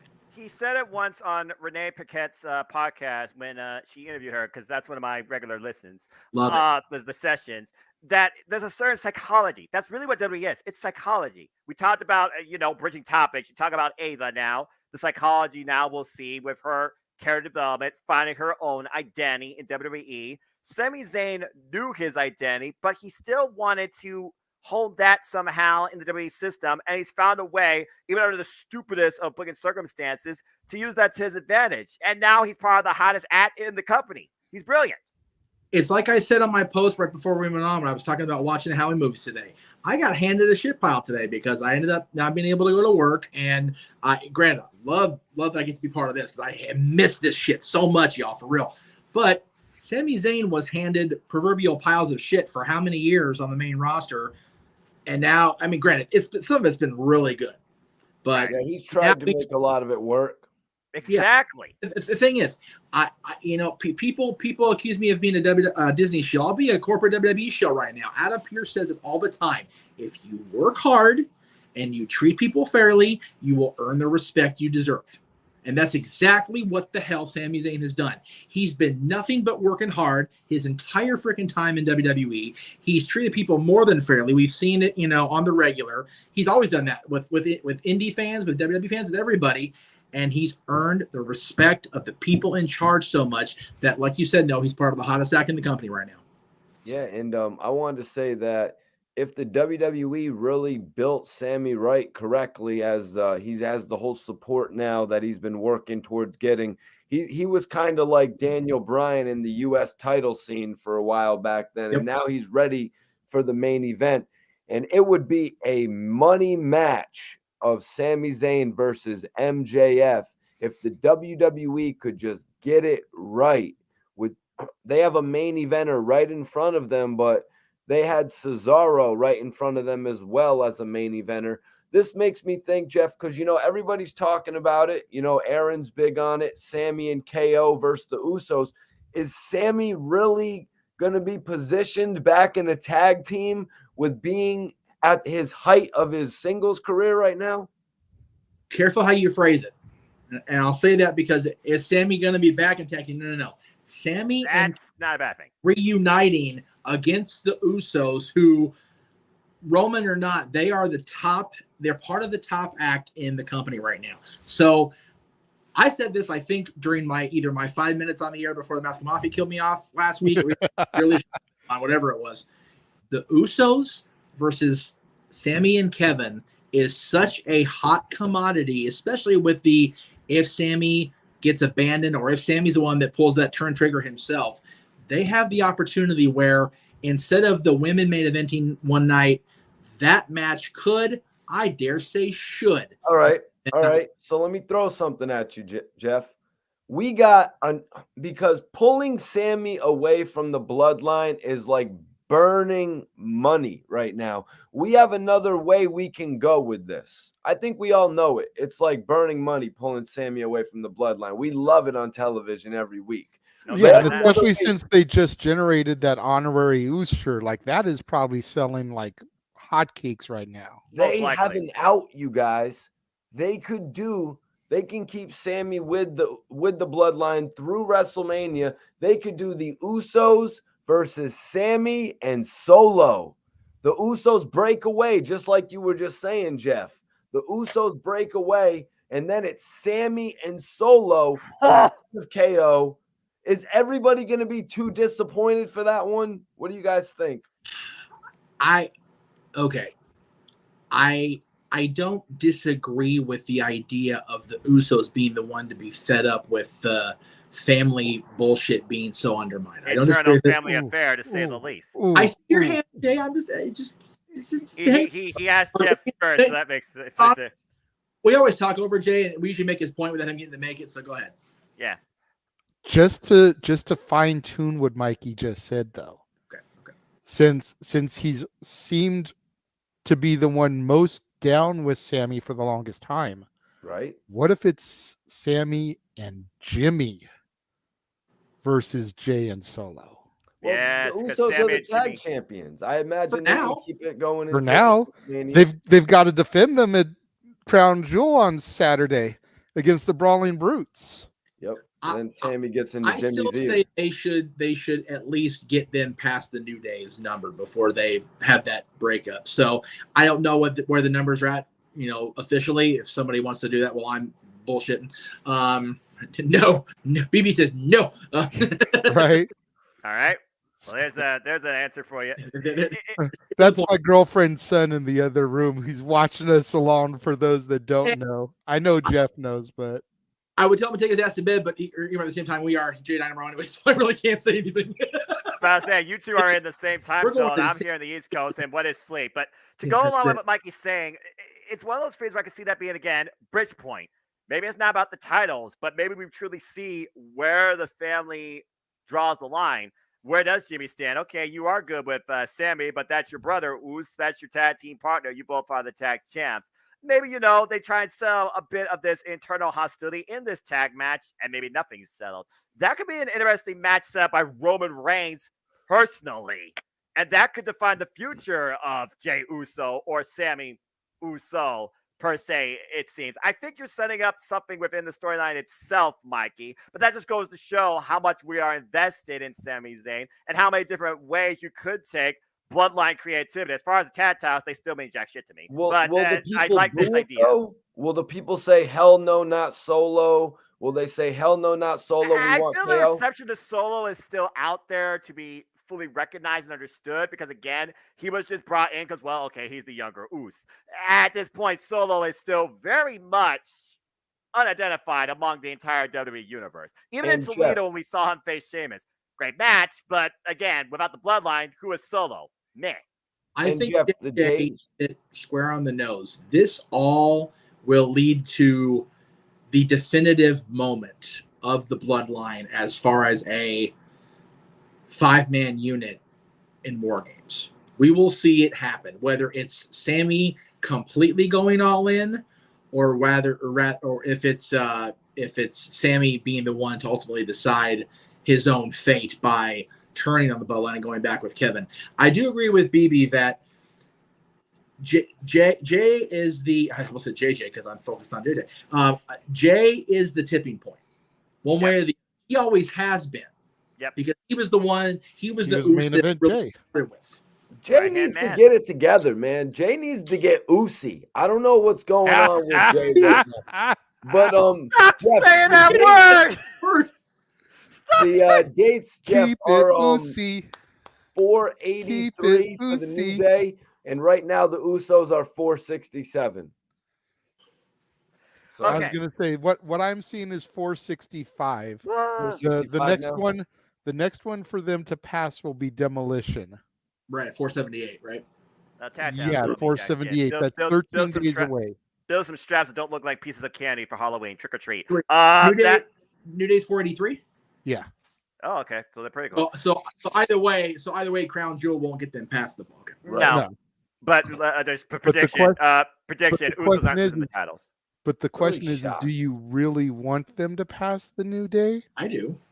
At this point, they're bigger than the New Day. records. I get records are meant to be broken, but considering how long Demolitions lasted before New Day broke it, I think it's almost better for them to come so close and then lose. I think the way to do it would be if they do come up short, whether it's at Crown Jewel or a SmackDown. Let's see. So they're at 4 again. Give me the numbers one more time. I'm sorry. 483 for New Day. What is 465? Okay, so that's okay. So Survivor Series would be too far. Okay, it's 18 days. 18 days. Thank you. God, the brain's not doing math today. So if they're going to have them come up short in a title defense situation, if it's not at Crown Jewel against the Brutes, dare say if they come up short, it needs to be somehow because of Sammy. And I say that because if Sammy is the faux pas that cost them the title reign record, then even Jimmy will be like, you know what? This is some bullshit. And he'll be the one that starts going back toward Jay and maybe being a little bit put off by Sammy. That's when you start sowing the seeds. And then that way, when they step into War Games, there's that thought in the back of your head going, are they going to keep it together? And then one way or the other, if Sammy does fall in line and ensure the victory, then you get a solid bloodline and we think, oh, everything's okay, even though we know it's not. Or Sammy has a moral decision presented to him by Kevin Owens, and he goes the way that Kevin wants him to go. Then we have a serious effing build toward WrestleMania. Like we said all along with the world title, Rock versus Roman doesn't need the world title. I will even grant you, I don't think the Usos versus KO and Sammy need the tag titles. That's a blood feud, not necessarily a tag title feud. Yeah. I don't think The Rock needs to beat Roman Reigns. I'm sorry? The Rock doesn't need to beat Roman Reigns, so they could just put the title on the line. No. I don't think The Rock needs to beat Roman either. I think Roman needs to beat The Rock. I think that's I think that's the way to go. But I did point out, and I will stick by this, if The Rock does beat Roman Reigns for whatever reason that is made by creative, think about it this way. I don't know if you've been on the show since I've said this, Mikey. If Rock wins that match, if it does happen, he will have beat Hulk Hogan, Stone Cold Steve Austin, John Cena, and Roman Reigns all at WrestleMania. Other than going back in time and DeLorean and beating Bruno Sammartino at a major show at Madison Square Garden, it does not get any goater than that. And Roman might want to put over The Rock as well. Because of that reason, because it's familia, it's us. I would think that's the only reason they would do that. If it's not for the title, then there's no reason to have The Rock have that. You know what? Hell with it. Put it on his resume. He beat and then at Backlash, Roman could get the victory back even. Oh God, no! I mean, it's gonna happen once, JJ. Yeah. That's what they said about him and Cena too. Don't remind me of that shit. That's once in a lifetime until the rematch the following year. This one is really once in a lifetime, JJ. This really should be. And Jeff just noted The Rock beat 4 generations of the top faces. And we're not even sure this is happening yet, JJ. Right. Hogan Rock at WrestleMania. Icon versus legend. Once in a lifetime. And no way out. Here. Okay, hold on. Put it on No Way Out. What is wrong with them? Mikey? Only because it was the same venue as Mania the year prior. They were trying to pop some sales. Sorry. I digress. Buy the t-shirt. Trust. I'm just going to say this. I'm going to say this right now because I know Jeff had a rebuttal. I'm just going to say this one time and then I'm going to shush because all I'm going to say, all I'm going to say is this. Don't trust WWE marketing. No. Now, Jeff, go ahead.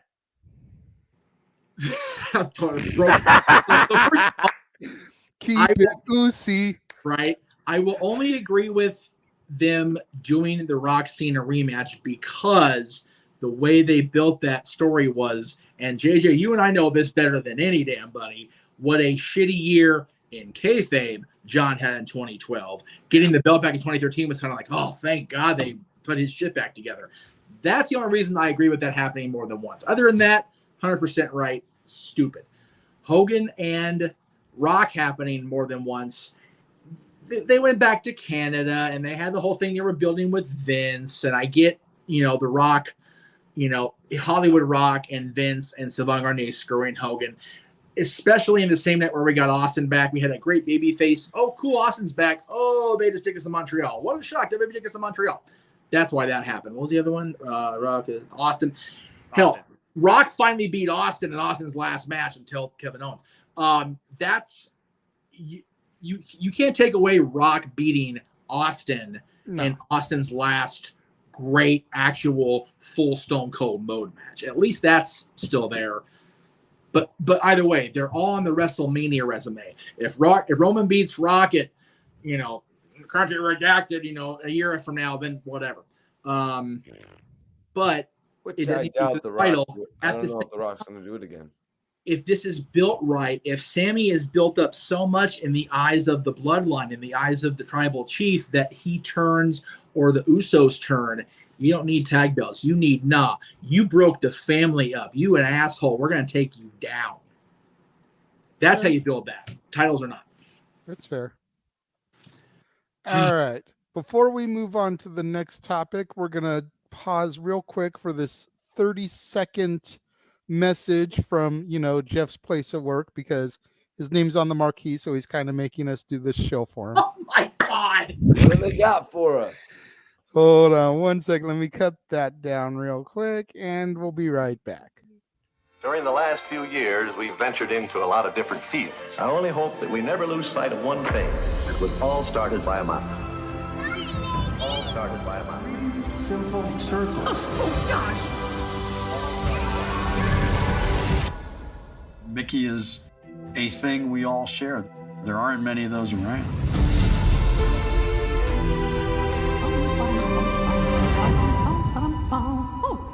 Wow.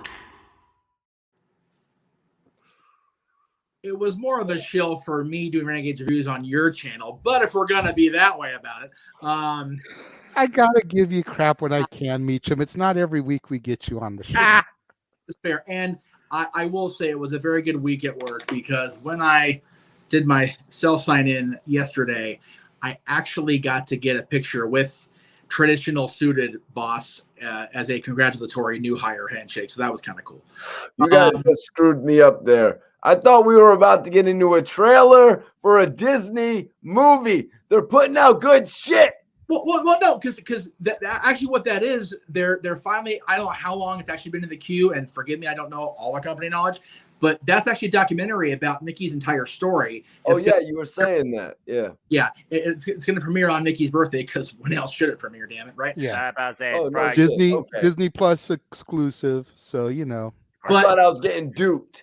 No. And then Jeff wanted to talk about and review it. I was like, you know what? This coming month, November, you guys saw the trailer. I'm going back to a scaled back month. Good on you. It was like, so Tuesday, I don't have a show going up aside from Stat Boy and Talk Wrestling. If you're able, just do it on Tuesday. And then that week, which is the week of Thanksgiving, there will be a video every day of the week, because that Thursday, that is Thanksgiving, starts my reviews of the Santa Clauses. Yes. Plus my regular Monday, Wednesday, Friday, plus new release Saturday. So, it'll just be a full-on week of content for me. So that's why we went ahead and we made it like that. Yeah, I was actually looking at it. I had the graphic made, but I forgot to send it to you, Jay. That week is actually going to be pretty cool. We've got, I put it up on a post, whatever it was, last week when I went and saw Halloween Ends, that, there's been 4 things that have been a constant in my life up until my kind of immersing into the Halloween saga. It was always Disney, the Kings, Christmas, and professional wrestling. Damn well, it. That week, figure on the Tuesday, I'm doing the Mickey review. You're premiering the Santa Claus's reviews on Thursday. The Kings have a game, I think, either in San Jose or whatever. That the next day, Friday, Black Friday. Well, we call it Black Friday now because we retail know better, and it's an evil day. And then that Sunday, Survivor Series, which is my first pay-per-view. So there you go. That's a cool week for me, and I'm definitely looking forward to the Mickey thing. It's well established how much I love the mouse, even before he hired me. So yeah, I'm looking forward to that. I'm looking forward to see how the company does telling his story because, like I said, this documentary's been in the queue a lot longer than people know. I'm looking forward to seeing how you do reviewing that story, man, and kind of like breaking it down because I don't really know much about the story. So that's why when I heard you actually explaining it, I was kind of like, oh, this actually might be a little bit more in depth than us just seeing Mickey in a video game or the front of a cartoon or something like that. It's going to be his entire history from Walt's creation, and it'll probably go back into the creation of Oswald the Lucky Rabbit, which he sold and then created Mickey. So it'll probably go back into Oswald a little bit too to kind of move into the whole story of Mickey because Oswald is part of a huge piece of Mickey. I mean, they kind of brought that up when they put him in the Mickey Mouse video game. Yeah. Elizabeth, we do know about that. There was an in memoriam that ran prior to the show regarding Jerry Lee Lewis and forgive me, Leslie Gordon.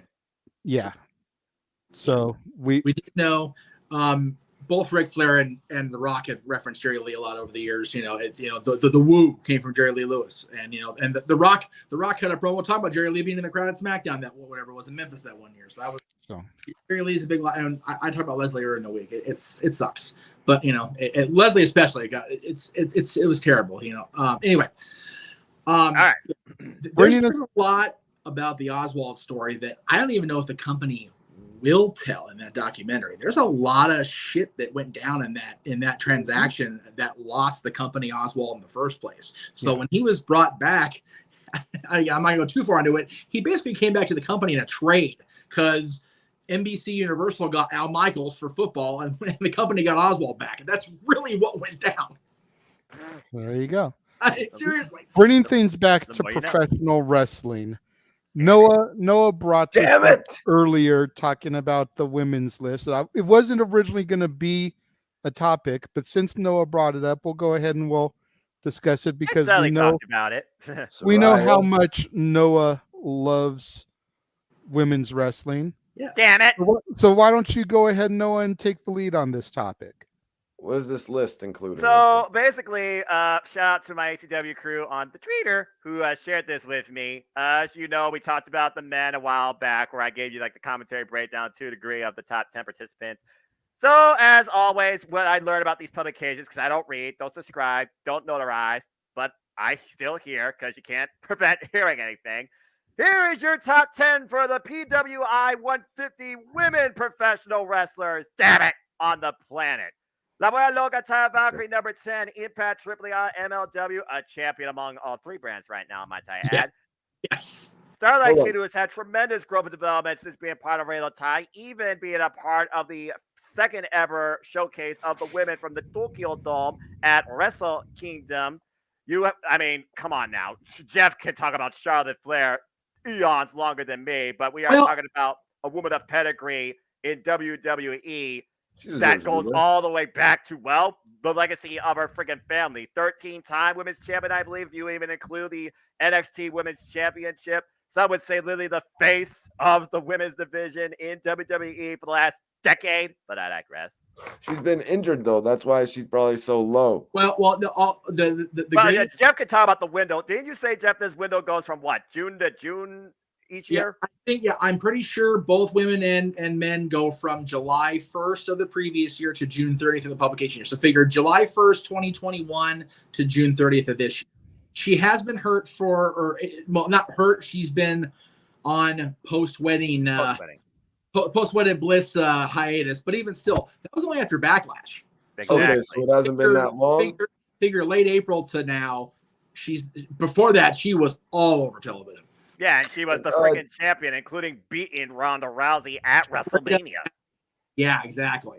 Who is this Starlight Kid though, Noah? Who has she beaten? Like, why is she number 9? So Starlight Kid, again, she is a member of the all-women's promotion in Japan called Stardom, who I believe are now in their 11th year. They are an all-women Japanese pro wrestling promotion that focuses on finding spirit with much more of a kicking background discipline to them.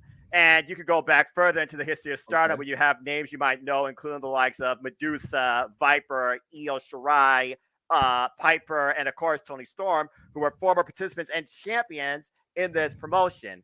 Saya Kamatami, who's also part of Stardom, she is part of Queen's Quest. She holds the white belt. It's the secondary belt known as the Wonder of Stardom champion. It's basically their workhorse championship, if I can put it into words for you. And she's had multiple defenses, including being the former champion, Momo Watanabe, looking to beat her successful record of 13 defenses. But yeah, just to give you some lights on Stardom, Mikey, you can find clips of their matches on YouTube, but it's an all-women's Japanese strong-style professional wrestling promotion. Sounds like they have some good matchups. I see this next spot is actually an Impact wrestler, though. Holla if you hear me for Fake Mama Pump. Jordan Grace, the current Impact Knockouts champion, who, of course, won the first ever Queen of the Mountain Championship match, had a banger match of the year candidate with the undefeated Machi Slavis, no longer undefeated, just at Bound for Glory. Now a 3-time Knockouts champion. She has been a mainstay of Impact Wrestling's Knockouts division. Oh yeah, this next girl is on top right now, Noah. Because she's that bitch. And damn right, Noah. Yeah, I'll say it till the cows come home. And she is also undefeated as well, and currently the TBS champion, despite the fact Nyla Rose currently holds the title in possession. Hey, but yeah, shit, JJ. And for all the haters for that bitch, she is better than Charlotte Flair. Oh! What? Hold on. Thank you. Hot take. Damn. Well, no, look that's at where PWI saying that, not JJ. Yeah, well, that's what I'm saying. PWI with the hot take. I didn't even think about that, but I can understand now why the internet probably went into a blaze of glory over this. Yes. But yeah, Jade Cargill again. She literally has owned this year. She's continued growing herself in and out of the ring. She's had successful title defenses against the likes of Anna Jay, Ty Conti, Athena, Willow Nightingale. Insert name here. Why isn't Ronda there? Probably she didn't have enough. She's only had 7 or 8 matches. Do you think I'd be wrong in saying that, Jeff? Again, BB, you gotta remember, Ronda came back in the Rumble. Yes, this year. Rumble. I will grant her that. But she, like Mikey said, handful of matches at best. Yep. She's been trying to do more on SmackDown. I get it, but that's why I was asking Noah, like, why are some of these people, these women, like, who have they wrestled to be on this list alongside Charlotte who we've seen? To give you a history of who Starlight Kid, Saya Kamatami, and number 1 wrestle this year would make this go another 35 minutes. Your best bet is to go to Cage Match or go to World of Stardom and read on the history. But I'll tell you this much: Saya Kamatami's already got like 6 successful defenses underneath her belt. Participant in the 5-star Grand Prix, their version of G1 Climax there. And Starlight Kid, she's been a multiple-time tag team champion this year, and has even challenged for the white belt, losing effort. Noah, would you say Saya with the white belt? You said the workhorse. Would that be akin to the old IWGP Intercontinental? Exactly. Okay. But yeah, Jade Cargill, here, man. the face of TBS. Becky Lynch, WWE has the top list here. They have top the top 4, and rightfully so. I mean, again, JJ could particularly talk about her program with Bianca Belair, but before that, you think about going all the way back to day 1 this year, where she faced the likes of Liv Morgan. Becky Lynch has basically held down the entire Raw Women's division, the better part of literally since fall last year. So rightfully so. You figure Becky returned at SummerSlam 2021. And that was her first match back. Prior to that, she had, left the company to have her daughter as champion. She came back the same night at SummerSlam and became champion again. She did not go without being champion as an active wrestler until WrestleMania this year. So figure it's only been the last, as far as grading period, the last 3 months of the grading period that she wasn't a champion. And even then, she still had great matches followed up with Bianca Belair and that triple threat with Bianca and Asuka. So can't deny that. If the grading period ends June 30th, she was still in a major program because she didn't get hurt and take time off until SummerSlam, which was July this year. So June 30th, ending grading period, she was the most dominant wrestler in WWE, female-wise, not named Bianca Belair. Also, I'll point some out after Noah's done. I mean, the top three. I mean, again, I kind of told you number one, but I could talk a little bit more about that because that's the worst one. But we'll keep this in order. La Mera Thunder Rose at number 3, of course, AEW. She is the former AEW Women's World Champion. The current one is Toni Storm, not interim, but I already have my rants. You can watch over my night from last week about that. Of course, defeating Breaker DMD in the steel cage earlier in March this year. She's been a mainstay on AEW television, and she's had some great matches with the likes of Toni Storm, Nyla Rose, and Jamie Hayter. Overall, had a pretty strong win-loss record. So I can understand why she definitely is there in the top 3 spot. Bianca Belair, EST, WWE, one of the best indeed this last year alone, JJ. Oh, yeah. It's been I mean, again, you talked about, she's pretty much been in a year-long program with Becky Lynch, but no matter what, she's always worked and showed up every night. Pretty much she is the fastest, the strongest, some would say the smartest, the brightest, the toughest, the quickest, insert adjective here that ends in EST, now currently the Raw Women's Champion. And then number 1, like I said, with 7 successful defenses. Is this Paige? They're giving Paige the number 1 spot here, Saraya? No. Paige! You're crazy, boy. That is Siri representing Stardom as their key champion, the World of Stardom champion with the red belt, beating Utami Hayashida last year at the final match card of 2021 after winning the 5-star Grand Prix, and then building her own faction off of Donna Del Mundo. She literally has had, I believe, 9 successful defenses of this title. And each match has been an instant classic, going over 20 minutes long in endurance, including against the likes of Starlight Kid on this list, among others. She has pushed herself in the boundaries of what it means in women's professional wrestling this last year alone. Former SWA women's champion as well for Stardom. And currently right now, she still is defending this belt. She is the face of Stardom, and Stardom is the prolific all-women Japanese professional wrestling promotion on the planet. So rightfully so. Well, I have a couple questions about this list. Go for it.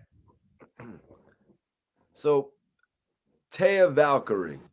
Yes, the Loca. She was in NXT for a cup of coffee. Yes, as Frankie Monet, which went nowhere. Yes. Right. What has she done? I want to know, first of all, I want to talk about the talent that I really know here. What has Taya Valkyrie done to be number 10? Whereas I see in the chat that Liv Morgan is number 17. I would think has she really done that much more than we've seen Liv Morgan do week in and week out? Jeff? Let me just say, abso-fucking-lutely. Really? For a guy that doesn't really follow the other promotions all that much, you got to figure she is champion currently of at least 3 different companies right now. Okay, I saw Liv Morgan. Liv Morgan, as much as I love the story that Liv told this year, right? I want to take nothing away from her and her success. Babyface underdog. Liv Morgan got the championship via a lucky cash-in, taking the ultimate opportunity as the Money in the Bank briefcase is intended for.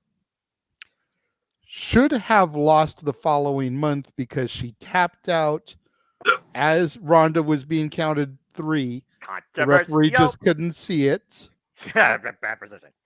And then she lost the belt like 2 months later. Like, you cannot tell me that Liv and her championship run, all of which was outside the grading period, mind you. I was going to say, June 30th was grading period, which Money in the Bank wasn't until after that, I don't think. Yeah, I mean, during the grading period. All of that of which was after the grading period. So it may show up great for her in the next run. Yes. But not for this run. Yeah, and right. Mikey This keeps run, us she was a in mind. glorified jobber for pretty much this past year. To Yep. Becky No Lynch, and disrespect. then WrestleMania, lost out the Royal Rumble. Even Yeah. before that, Noah, she was a jobber for sure. Yeah. But I But just yeah, put some respect on Taya her name. I Valkyrie agree. has. Taya Valkyrie, WWE misused her in NXT. That may have not happened had Triple H been in control. Let's move it along here. I want to. We already went over Charlotte and Jade Cargill.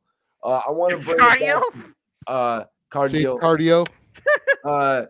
Becky Lynch. I want to point out, you guys, and if anybody wants to retort, Becky Lynch was not playing the character that she would have been more likely to succeed at this past year. Being number 4 and being a character that was like kind of like irrational for her to play. Like she came back as a heel when she clearly should have come back as the Becky Lynch man character. You know what I mean? So I want to say that she's number 4. And that may be a reason that Siri is number 1. Also, Bianca Belair, number 2, rightfully so. I mean, her act is really just starting to get stale. I definitely agree that Bianca is where she needs to be. Yeah. With all respect to Becky Lynch, I'm not her biggest fan either, personally, because she's come up in the era when I wasn't really watching. Oh, I thought you just didn't like her. I thought you just didn't like her outfits. No, well, that's just good way to get some heat. But her being a heel is she came back as a babyface and was just so over with the crowd, but people were so behind Bianca. You could not have this feud of face versus face. Somebody had to turn heel, and Bianca essentially, for all intents and purposes, and I'm going to take this down, I'll even give myself the solo shot here while I say this. Bianca Belair is the female John Cena right now. It certainly seems like that. I won't argue that. She is the girl that is over with the kids. She's selling merch. She's the positive role model. She's doing all the media appearances, the NFL stuff. She is the face of the female division. So you do not want to pull the heel trigger with her yet. Not until that well dries up. And it's going to get to the point where the fans are going to turn on her like they did Cena. But as long as she is selling merch, as long as she is selling merch, as long as she is that public face for Triple H's WWE, she won't turn heel. Right. Despite the fact that if you look at her Instagram and the Instagram that she has with her husband, Montez Ford, the pictures that they post on there, they could be such the heel power couple if they pulled that trigger. But as long as those dollars are getting thrown WWE's way, she is going to remain babyface. So you had to turn Becky heel. Got to have a heel versus a face, especially in the WWE ecosystem. You have to turn Becky heel. That isn't. They literally burnt money just not doing the man gimmick, unless everything with Ric Flair really just screwed them out of using the man gimmick. I mean, I just thought it was really a horrible idea to throw away. And I get what you're saying, JJ. I was there witnessing it, and I agree with you. Yeah, I guess they had to do one thing. You know what I mean? I guess they had to do one thing or another. But anybody got anything to say about Thunder Rosa? I'm not her biggest fan, but it is what it is with her. You can't. She's got her contract. She's got her conspirators. She's got her people that are against her, especially for like recent heat.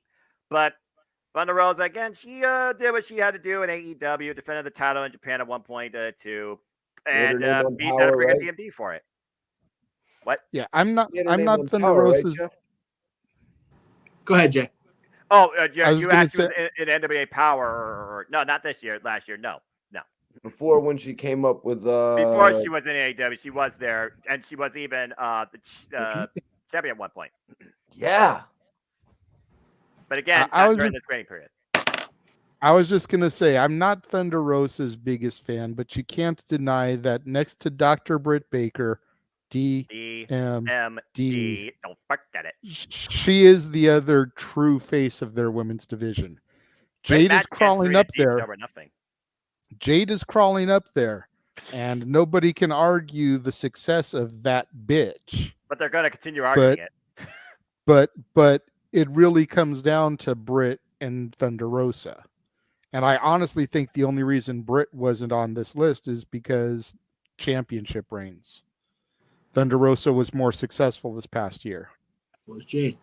Oh, that's a great point, JJ. What in the hell? Britt not in the top 10? I didn't even think about that. But again, look, she's not a champion. She lost the title. Yes, she won the Owen at Double or Nothing, but her win-loss record's been a bit all over the place. As much as we fans marked out for the Owen, it really didn't make a big impact in terms of overall picture. No. It was what it was. Good point, Jeff. So, all right. Noah, let me get the list one more time. I'm sorry, Jay. I just want to see it one more time so I know. No worries. All right. So, Taya was wasted on WWE and NXT. She's currently a champion everywhere she is right now. She had such momentum going into WWE as the longest, I do believe, reigning Knockouts World Champion of all time. I think she still has that distinction. I think you're right as far as a single reign goes. Damn, she's the Impact World Women's Champion too? No. Impact Knockouts Tag Team Champion right now. Triple A. No, she was. Yeah, she was at one point. It's now Chelsea and Deanna, but her and Rosemary were champions for a good chunk of time. Mm-hmm. Again, I don't watch Stardom, unfortunately. I just Friday nights are a mucker for to try to watch wrestling or do anything except be here with the mouse. But yeah. I do recognize the greatness of the 3 Stardom athletes, so I'm not even going to try to discount that. And like you said, Noah, Saya's the white belt champion, which is the women's equivalent of the Intercontinental Champion. I'm never going to discount the importance of the Intercontinental Championship at any company. Charlotte, again, I will sing the praises of Charlotte, much to everybody around me chagrin, it seems like. But for the duration of the grading period, she was the dominant, female that wasn't named Bianca or Becky Lynch, and they were on opposite shows. So there you go. Was she champion though, Jeff? Charlotte Flair, yeah, she was SmackDown's for a good chunk of it, yeah. Yep. So why isn't she higher than if she? Because she only missed a month of the grading period. No. She missed a couple months of the grading period. Number one, but number two, it's just that in the eyes of the people, Pro Wrestling Illustrated, and quite frankly, in my eyes, the people above her had a better overall grading period. You got to remember, July 1st, 2021 to June 30th, 2022. The 7 women above her, for my money and for PW, I don't even know who the hell's writing PWI anymore. I couldn't tell you. They're not the after mags anymore for sure. But I definitely think that I agree with the top 10. Looking back, and again, I don't give a whole lot of credence to the list itself, but I will give the women on the list their props because they all deserve it. Jordan, again, Jordan kind of kept putting her foot in her mouth, was what it was. But that's a whole different conversation. Who did she face this year? But it's one of those things, you have to take the personal bullshit out of the equation when you're talking about a list like this, especially since this case the muckerfucker. And the fact is, she faced quality competition on both sides of the gender spectrum. She's Knockouts champion. She was the first ever digital media champion, which means she faces both genders. Only lost the title because Cardona and Brian Myers bullshit. Yeah. So that is what that is. Jade Cargill, I will be the first to admit that JJ called her long before I did. Oh my God, damn, Jeff, you take a while to jump on things like the New Day. Well, okay. Hang on, but okay, if we're gonna go down that rabbit hole, I will say very briefly, the New Day only pissed me the hell off for 2 reasons. One, because him being part of the New Day turned my son against Kofi because of how goofy it was at first. And number 2, that led to him choosing Baron Corbin as his favorite wrestler. I will say that and leave that the fuck right there. Now, okay. Jesus. But Jade, again, yes, she's 38, 39, whatever, 40-0, whatever the hell it is. She's still green as grass, and she's getting better, which is why I'm not going to shit on her anymore, nor will I even remotely get to that point. She has been a dominant champion, and they're finally giving her something to sink her teeth into with this Nyla thing. So good on AEW for giving her something to work with. Again, Becky and Bianca, I can't say enough good about them. I was there in that crowd when Becky Lynch popped the world and surprised every damn buddy in that stadium in Vegas and came back to work. It was moment in time. JD, I've been a part of some moments. It was there when The Rock returned to WrestleMania. I was there when Stone Cold returned off camera in 2003 and freaking damn near blew the roof off the arena redacted in Los Angeles. I was there too. You were there too, so there you go, brother. Crazy. It was a moment in time. Becky Lynch returning, whatever else they did with her character in the last year or so, that was a moment. Did they miss the boat? Did they burn money by not keeping her babyface? Maybe, but her feud with Bianca was so good, it carried through to the following damn SummerSlam. Let's not discount that for one freaking minute. Exactly. That was a year-long feud that, yes, it wasn't always at the top of the chili pot, but it always simmered the entire 12 months. That is what the old man would call good shit, pal. Exactly. Thunder Rosa, the woman who came over and she came over and Tony put put a belt on her. Because that's not what this list is about. She's the only one I really have never really gotten behind that I have seen. I like Thunder Rosa. I liked her better as NWA champion. I will say that flat out. And it's not because I like NWA more, because that's, pride or whatever, but it's one of those, I still haven't bought her character in AEW. I can't get with it, and that's maybe because I love Britt so much and I like the people they've brought in so much, maybe. But I haven't bought into the Thunder Rosa thing. When she comes back from injury, if the politicking stops and she gets a lot more matches in the next year, maybe I'll get off of that high horse of being an asshole. But for right now, not my bag, baby. Did I miss anybody? No. No, I think you pretty much covered the spectrums. And yeah, again, I will gladly, me, I will freaking throw on my blue and white shirt and parade the Charlotte Flair name all over Hell's Creation. But at number 7. The fact of the matter is, she's number 8, and I feel from July 30th to June 30th, that's about right. Did you say about Bianca Belair? Yeah. I'm sorry? Yeah, he talked about how that and Becky carried the show for a year. Yeah. Exactly. Okay. And again, JJ said it best about, you said it best about Bianca. Bianca Belair, whether she's starting to get that Cena stank on her as far as being too much, she has been the backbone of the Raw, I dare say, of the women's division, period. Mm-hmm. During the grading period, and especially in this calendar year of 2022 overall, from January 1st to now. So exactly. You cannot undersell that. And I think that her being number 2 under Siri, again, the Stardom ladies are just on another level. And you can't compare Stardom to anybody else in women's wrestling. And they always have been, which is why I am so bummed I'm so disconnected from it even now. But man, you watch those clips on YouTube, you read those results on Cage Match, they're just on a different level than the girls in North America. And I think that PWI recognizing that and in their own publication going, okay, here's our Dean Malenko 97 hot take. Boom. Yep. You literally just had Stardom involved on a pay-per-view here on U.S. soil just yesterday. Miley with Tommy defending the SWA title against Kylan King. Yep. You also got to think about it this way when it comes to Bianca Belair. Mm-hmm. With the exception of that 7 to 8 months between SummerSlam last year and WrestleMania this year, she's been the champion. Yep. Because she won the belt at WrestleMania last year. Yep. Lost the belt at SummerSlam, got it back at WrestleMania this year, hasn't been defeated yet. And so with the exception of those couple months, yep, she hasn't been champion. And she won the Women's Rumble both years.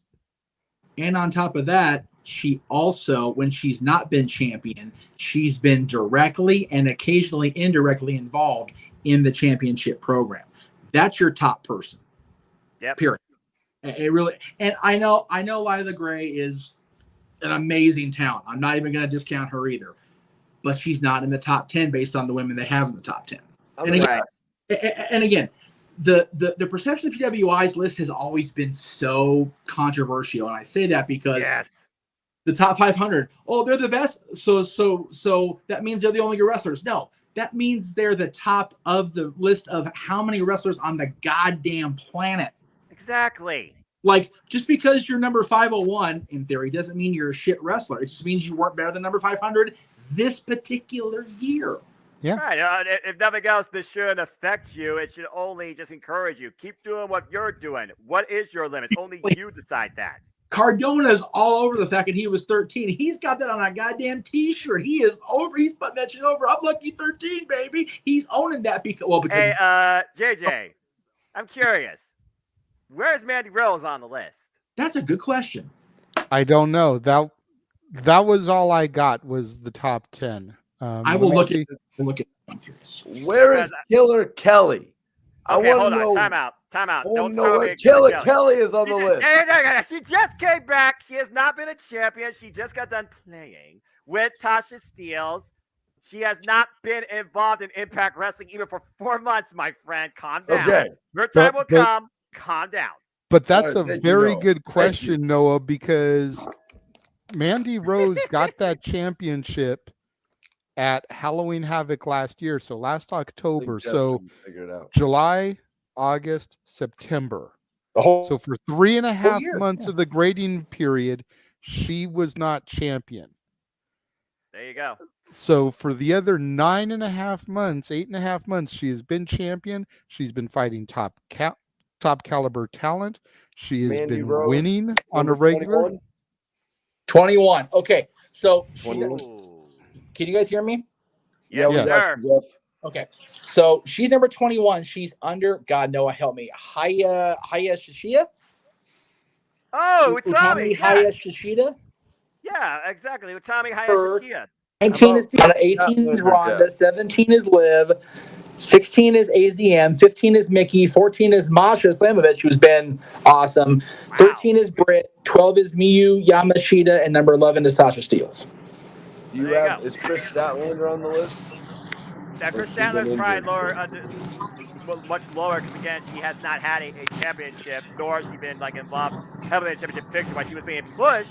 Injury happened, so that don't surprise me. I'm just bringing up Eddie Rose because when I think about, again, don't publicize these, but the way you guys talk about these, it more so seems like the top 10 are centered around champions. And for JJ's perspective, Mandy Rose has been champion literally this whole last year, so I was kind of surprised not to see her there. Mandy Rose has been champion longer than Charlotte Flair was, and Charlotte Flair is number 8. I'm just saying, you want to get down to brass tacks here. That's why I brought it up, because I was like, I'm kind of surprised she wasn't there. And Mandy Rose are not in the same league. You're right, man. Whoa. Okay, hang on. Okay, I missed enough of that where now I'm curious what the hell he's talking about. Okay, so, well, first of all, Geely and JC, you asked me around, I don't want to go back off because clearly that's a bad idea as far as me going back off the list.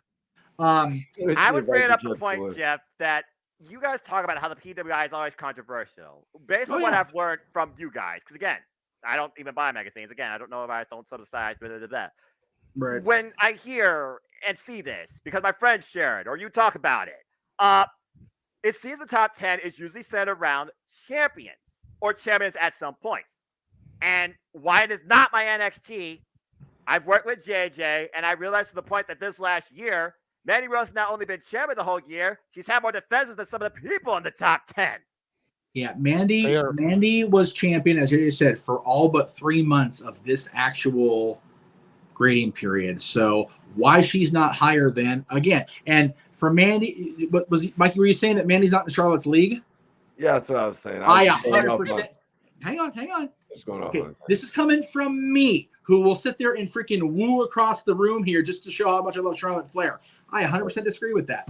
Whoa, Mandy Rose has been unbygod believable as NXT champion. Mandy Rose kind of came in on Eva Marie's league. Wouldn't you agree? Oh, okay. Now we're getting okay. Uh-oh. Hold on. I got the top list right here. just to make sure the gimmicks in man, place. wouldn't you agree with that? I got the top list right here. But Mandy Rose came in on Eva Marie's type of level. No, I don't agree with that at all, and I'll tell you why. Because Mandy came up through Tough Enough, and they put her and Sonya through.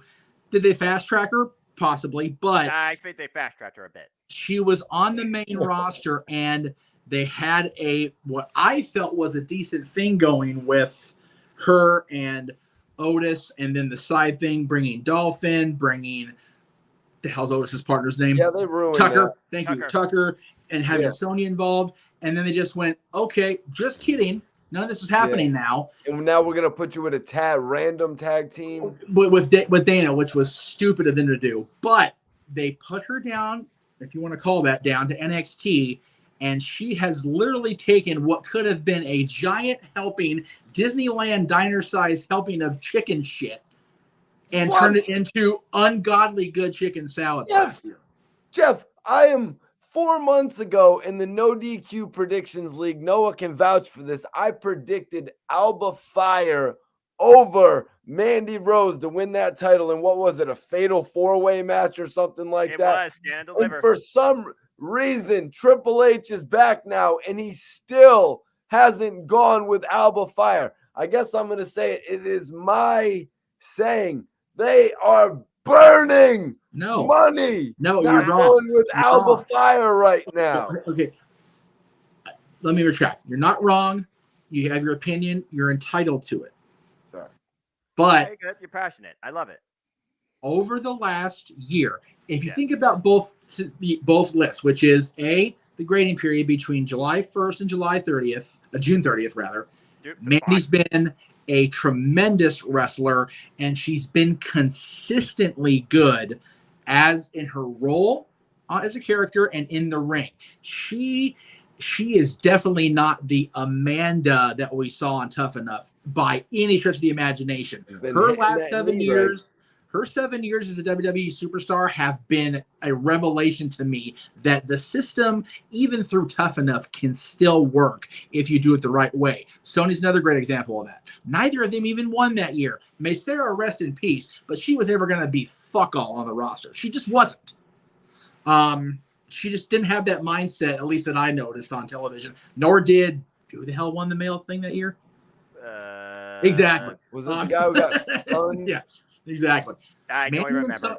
Mandy and Sonya both showed me that yes, they didn't win, but WWE saw the money in them, and they have been white hot. And I use that phrase very, very picky nowadays because white hot got me shit for it by saying somebody was white hot on no DQ. But I feel like I'm right here. Mandy and Sonya have both been great. Mandy has been. In regard to Eva Marie, you might be right. You are 100% right. No, hold on. You are right because of the fact that Mandy Rose has proven to be a success. She has proven to not be fired. She's been champion for a whole year. But damn it, why did they not put the strap on Alba Fire? Okay, well, first off, let me talk about that because I know more about NXT UK and the actual name, Kaylee Ray from ICW. Why have they not pulled the trigger? Here's the thing, Mikey. This isn't the UK. This is the WWE. They are now recreating her as Alba Fire. And I even said it with JJ as we had live commentary on Halloween Havoc. I should have known better in the WWE environment. They were not going to take this Women's Championship match seriously when they did the freaking House of Horror cinematic spectacle. They aren't ready to put the strap on Alba Fire because she is not recognized enough by the WWE Universe here in the United States of America. That's the reason why. And that's also the reason why she was involved in the decision as Stand Deliver. She was the most realistic fall person in that multi-person affair as far as us recognizing her here, because there was a potential in her in Mandy Rose versus Cora Jade. There was a potential in Io Shirai versus Mandy Rose, both of which they did visit in some way beyond that show. Alba Fire can definitely be champion, but again, bringing it all full circle, just like the repackaged now Rockstar Simone, it's all about character delivery, presentation, engagement, and actual belief value. Clearly, the NXT universe even does not think Alba Fire is yet to be their champion. And I'll say it with JD and I'll say it with Jeff here, and it's not my NXT. Mandy Rose. Sounds like you're back. What Vince McMahon was trying to recreate as a diva into half diva, half wrestler, and it personified with her being year-long as champion. I will say it, and this is the only good thing I'll ever say about anything called NXT 2.0. Mandy Rose became the face of it and became something out of it. JJ, go ahead. Really quickly. I got something. Really quickly. I've been looking. That's why I haven't been paying much attention to the screen. I've been looking at the list while you guys have been conversating about it because of the question regarding Gigi and JC. They were 48 and 49 respectively. That makes sense. That makes sense because, again, they've been, the entire package. Toxic Attraction, the ones you wanted to be the actual WWE Women's Tag Team Champions, former NXT Women's Tag Team Champions. Those belts matter or not, I don't know. That's a whole different conversation for another day. They are part of the actual main package of the, pun intended, hottest thing in this era of NXT this last year. Yeah, Paige hasn't wrestled in like 5 years. Yeah, Saraya's not going to be on that list. So she's not going to be on the list. It's no longer Paige, it's Saraya. Now, Jeff, I believe you had something to say based on my retort. So I forgot what the hell I was going to say. Just give me a second to get it back. Yeah, but as far as Saraya, yeah, she hasn't actually had a wrestling match in over 5 years. That's what this list is essentially, is the people in the ring. Yeah. Which is why Brock Lesnar was on the list this year. Exactly. Which will explain why Tony Storm is number 25. And again, Tony, remember. And Sasha's 26. You remember, Tony had a lot. Okay, hang on. Tony had a lot of time off between WWE release and AEW debut. Sasha had a fucking match since like WrestleMania season. So there is that. Or Mercedes, whatever the hell you want to call her today. But as far as Alba Fire, there it is. Thank you. You're welcome. Alba Fire, unfortunately for her, unfortunately for Kaylee Ray, Alba Fire is too sports entertainment-y. That's the problem. Alba Fire, the character, is too sports entertainment-y for the NXT audience to embrace. The 2.0 audience on that shit like flies on shit, for real. But because they're starting to kind of not regress, but evolve back into that hybrid of knows NXT and NXT 2.0, and like you said, Triple H, once he sees something and once Sean sees something working, they hesitate like crazy to pull a plug on something. John Cena, Roman Reigns. How long did we bitch about Roman not turning heel? And how big was the pop when that camera went about 5 feet this way and showed Paul Heyman? Holy Christ, the crowd popped for that. And it was literally a simple camera turn to show Paul Heyman next to Roman Reigns. People went all over that. Mandy is a perfect person, a perfect face of a hybrid NXT. Exactly. She is a great sports entertainment character, but much like the person so many people compare her to, her skills have developed enough where she is not, I won't say she's at the in-ring level technically of Charlotte or Trish Stratus. But she's getting there, and the fact that she's got some comparisons to Trish, who is my GOAT forever and ever, even over Charlotte, she's the perfect hybrid of a WWE superstar wrestler versus that diva throwback. We don't say the D word anymore, but it is what it is. She's that candidate. Now, she made it a year. They're going to have a year-long celebration on Tuesday night at Halloween Havoc. Where does it go from here? This Tuesday after Halloween Havoc. Excuse me. Botch. I'm tired of the one. I haven't been on in a month. Leave me alone. I guess it goes. What'd you call it? What's it called? Deadlocked. Noah. What's it? I thought you said NXT Deadlock. Deadline. We learned that it's NXT Deadline. Deadline. I am not a fan of that name, but it's literally a name right now. We'll see how they build.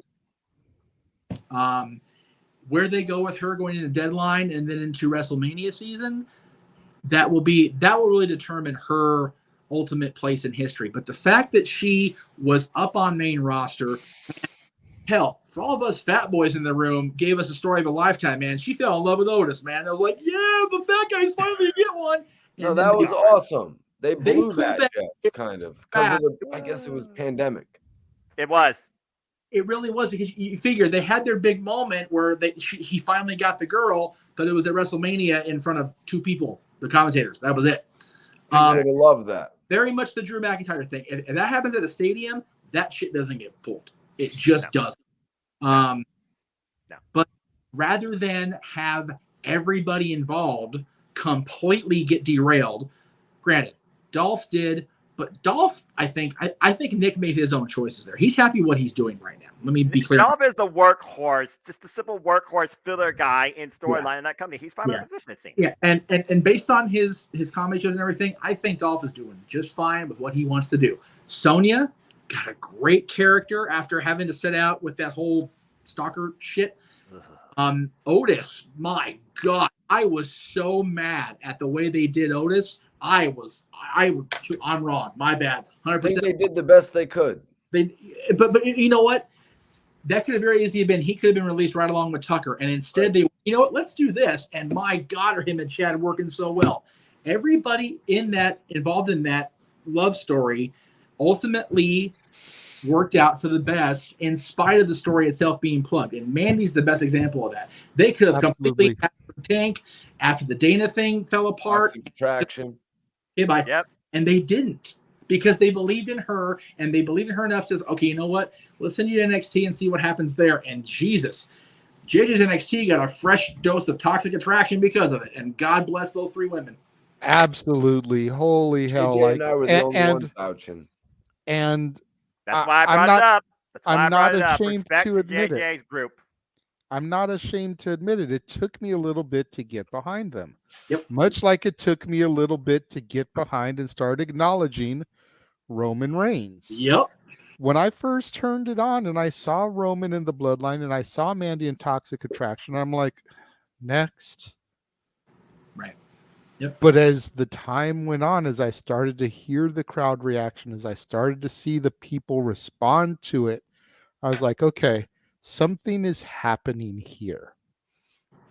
You know, it just like the old Buffalo Springfield song, you know, there's something happening here. Yeah. And I just got sucked into it to the point where I am Team Toxic Attraction. I am an honorary Oos. You know, Victorville, California, acknowledge me. Yeah. You know, and that's the same thing that I saw, except I saw it from day one with Jade. Yep. Her reign work, I will give you, is not the best. It's got a lot left to be desired. Right. Jade from NXT. But Jade Cargill. Jade Cargill, AEW. Cargill, AEW, TBS champion. But the minute I saw her cut her promo and her confidence and everything, I was like, this chick is going to be something special. And she is. She needs to refine her skills. She needs to hone her skills, but she has got everything else that it takes to be next level superstar status. She's got the power. She's got the physique. She just doesn't have the technical background yet to really show you what she can do for the long haul. Exactly. Efficiently in the ring, even if she is training with Bryan Danielson. If she gets that reign work down, and again, I'm going to put myself on single here. I'm going to repeat this shit. She will be John Cena. You laugh. She is going to be on that level.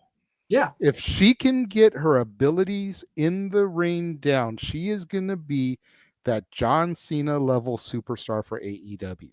She just has to get the in-ring ability honed. Yep. She has got every other box checked. Yep. Fair enough. To be that next level superstar that Tony Khan desperately needs right now. Yes. Besides MJF. And I think that's why this guy right here hasn't pulled the plug. Star Trek right there. I think that's why this guy right here hasn't pulled the plug on her yet and had her job the title. Because he realizes that she's got every box checked. Yep. And if she can get the ring work down, It's why she's been working with Brian fucking Danielson. Well, again, before Chris Statlander got injured, Chris Statlander was going to be the one to take the title off her because, again, I told you what I thought. I told you what I thought was going to take for somebody to take that title off Jade Cargill. Somebody with his equal connection, if not more, and somebody that can actually beat her, surpass her, or at least match her in her greatest strength, the power game. Chris Statlander, to me, checked those boxes, and after redefining her character, I was like, she's ready to be champion. But injury hit, Right. damn it. But no, at first they were gonna line up Chris Statlander to be beaten by Jade Cargill, and then Athena was gonna take the title. But somewhere along the lines, it got swapped where Athena was going to be the one to lose first, and then Chris Statlander. So at first, they were going to – I'm just saying, that's what I seen at first in the storylines. Like, it didn't seem like they were going at Chris at first. Right. Plans change and stories change over time, but the way I see it, you want to build somebody organically from in your company. Chris Statlander was their strongest, pun intended, front runner to be at least a champion nowadays in the life of this company. Jamie Hayter, she's my close second. Once Athena came back and didn't connect as well because they gave her some bullshit wings, she turns around and it's like, why does she have some big ass metal wings on her back? She's a fallen goddess. She's a fallen goddess. I'm just saying, like, looking like Bartleby and Loki from Dogma and shit. He's got all these great talented people, and then he brings Andrade out to no music. And he brings Athena out to some rant. Like, what is the point of her carrying out some wings that probably weigh like 70 pounds every time? Like make it make sense. Like, Tony Khan has a lot to work with. He has to make it make sense. Well, again, only time will tell. But before we go too far off in the rails, the bottom line is this: Mandy Rose, respect women's wrestling, and at the end of the day, Europeans matter. Ladies and gentlemen, viewers galore, wrestling fans worldwide. But at the end of the day, a wrestler's own interpretation is what matters the most. Don't let anybody else or any publication define how you feel you should be in the industry. Exactly. Make yourself number one. Exactly. JJ, you mentioned how long it took you to get on board with the Bloodline. You were on site. You didn't stay for the show because you didn't have a ticket for that show, but you were there when I had the moment with Roman, because it was at SmackDown Tribute to the Troops. I had been at SummerSlam. I heard the crowd of 50,000 people, acknowledge him in Vegas. And I was like, okay, he's facing Cena. I get it. I'm in the little arena. How many people fit in the Toyota Arena? Not as many as 50,000. No. And I heard that crowd swell like it was a stadium. And I looked at my brother. I went, all right, I get it. He's the guy. I'm in. I freaking put my finger up that day. I haven't taken some bitch down since. Like, I get it. You got it about Jade from the beginning. I will sit there and gladly give I get it about Jade, because other than the in-ring skill set, everything else, like you said, is checked off, man. And if she does, I'm not going to go so far as the Cena claim, which is why I'm glad you put yourself on single screen, because I'm not quite there in my brain yet. Me neither. But just saying. Mark my words. Oh, I will. Timestamp this video, snippet it out. If she ends up not being, you can throw it back in my face down the road. Well, no, I wasn't going for a throw in your face, but what I was going to say was, I will say that she definitely has the potential to supersede Britt Baker, Thunder Rosa, all those people as the face of the women's division in the company. And I think that I also agree with what Noah and Mikey were talking about. Had Chris not got hurt, we may not even be having that discussion. Exactly. Because I think Chris or Athena would have been the one to defeat her, but because circumstances dictated what they did, I think Tony's going, you know what? Let's see where this goes organically. Because whether we all want to remember this or not, Tony Khan, at his basic non-hair frizzed out, having too many drinks at the podium moment, is a fan. Exactly. And the fans, all of us recognize what's going on a lot of times before the Tonys, the Vinces, the Scott D'Amores of the world. Yep. Jade has that something. And she always has. It just took me a minute. If she's working with Bryan Danielson, Jesus Christ, it's only a matter of when. at this point. Mhm. Yep. Because And if you look, ever since Brian got into the company, her Yep. matches have gotten better and better with each week. Yep. And that's the thing. If you're a talent and you're acknowledging you need the work and you are working and you're doing what the work is supposed to do, which is getting better on a show by show basis. What did I say when we started the show 6 hours ago? You work hard, Work hard. you fairly, Right. and you'll earn the goddamn respect. I got Period. the elephant in the room. Okay. Jade Cargill got kind of played. She got kind of played on Rampage. On Dynamite, she said, I'm going to hold the show up. She's Oh, like, yeah, "This that's show- right. I'm going to put my chair. She's like, she acted like she was going to do the whole Stone Cold, hold the show up, put a chair in the middle of the ring type of deal. They did not start the show off with Jade Cargill. It's like, come on, Tony Khan, you got something here, man. You got a big, you have a prodigy in Jade Cargill. Put the show around her. Jeff, they kind of played her by putting her in an interview mid-show. Or maybe they didn't because she could have cut that interview and then she can come out Wednesday and be like, you know what? Fuck this. I said I was going to hold the show up and Tony played me. He played me on Friday. So you know what? I'm going to take the main show over. Yeah, let's see what happens on Wednesday night. Let's see if that opens up Wednesday. I'm just saying, Mikey. Whether it happens or not. That's not going to happen. You know, the show that's actually on TBS. Yeah, you know. Yeah. And yeah, I still say the titles are being defended on the wrong shows in the weekly, but that's just my Thank you, Jeff. Well, at least Wardlow defended his title on Rampage this Yeah, I'm week. about to say they finally got the TNT title on TNT. What a freaking Against idea. Matt Taven. Hey, do not start on Taven again. I will come through this your ass again. No. Let's shows some let's decorum. move on from here. That's exactly why JJ make it a topic move next on. week. Let's move on from here. We're going to start winding things down. We're going to get away from the in-ring action a little bit. We're going to talk about a couple things that occurred outside the ring. Oh boy, here we go. What do we got? This is Screen what I'm six. always blind to, so go for it. Aww. Amos, you lucky bastard. The reason why the leader of the Brutes was not there on SmackDown. Yes. The reason why Drew McIntyre wasn't there on SmackDown. You can see him as his best man. Yes. Yes. They thought Miro, possible. Congratulations to Sheamus and his bride. yes. Is that Miro? Miro was there. Miro. Yeah, they were both there. Yeah.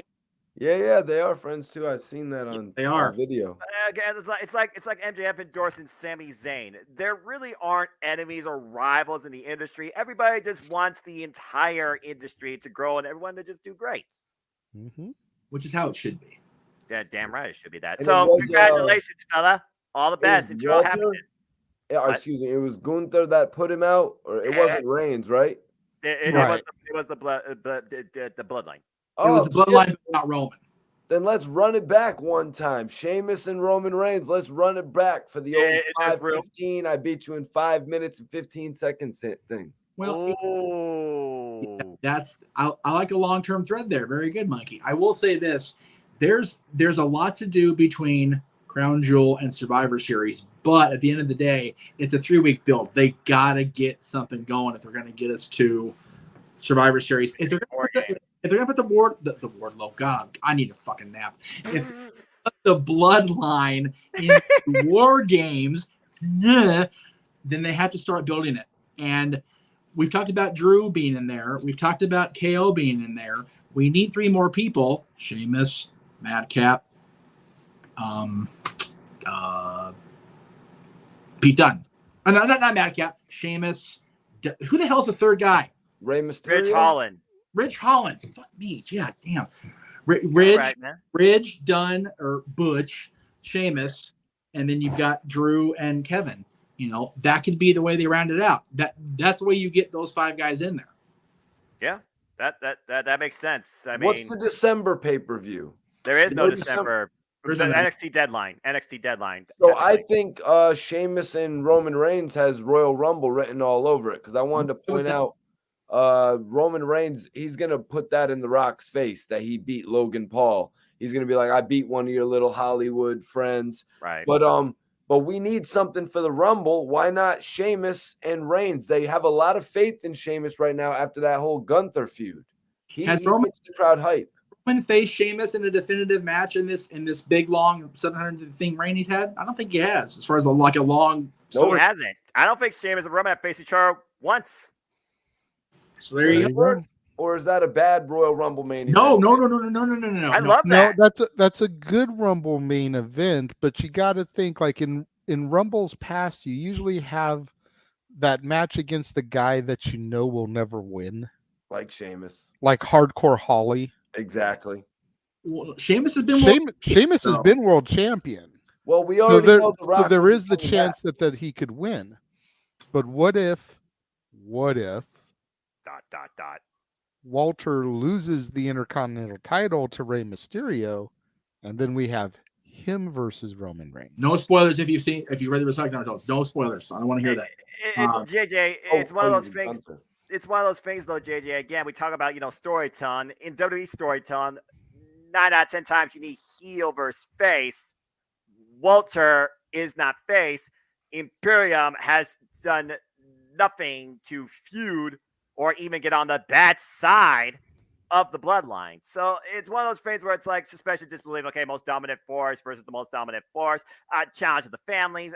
I could see that, but it'd be a weird angle to try and set up impromptu with just Rey Mysterio winning the IC title. Well, but it would be a weird angle to try to set up, but you've also got 3 months to do it. You've got all November, you got all December, and you got most of January until you get to the Rumble. True. You figure if you get the Brutes into the War Games match along with Drew and KO, then you've got, figure you're building toward War Games, like Jay said. That's all of November beyond the 5th. That's all of December, and January. I think January 24th or whatever is the Rumble, right? Or the one of the last Saturdays in January. That's a long. Again, God forbid, JJ. We all talk about this long-term storytelling. 3 months is a long time in WWE today. So if WWE can actually pull it off, it's been a while since we've seen it. But it's the Triple H era. Triple H is a fan of long-term storytelling. And you I also agree with. That the Rumble challenge usually the guy that you as far as the WWE Championship, the World Championship has been a complete opposite of that back in its day. Yeah, but I mean, you think about Brock Lesnar versus Hardcore Holly. You think about Kurt Angle versus Chris Benoit prior to Benoit becoming world champion. Right. Granted, Benoit did become world champion and very easily could have and should have beaten him that night. But a lot of people still think that he wasn't ready at that point. I don't think that one falls under it. Maybe The Rock.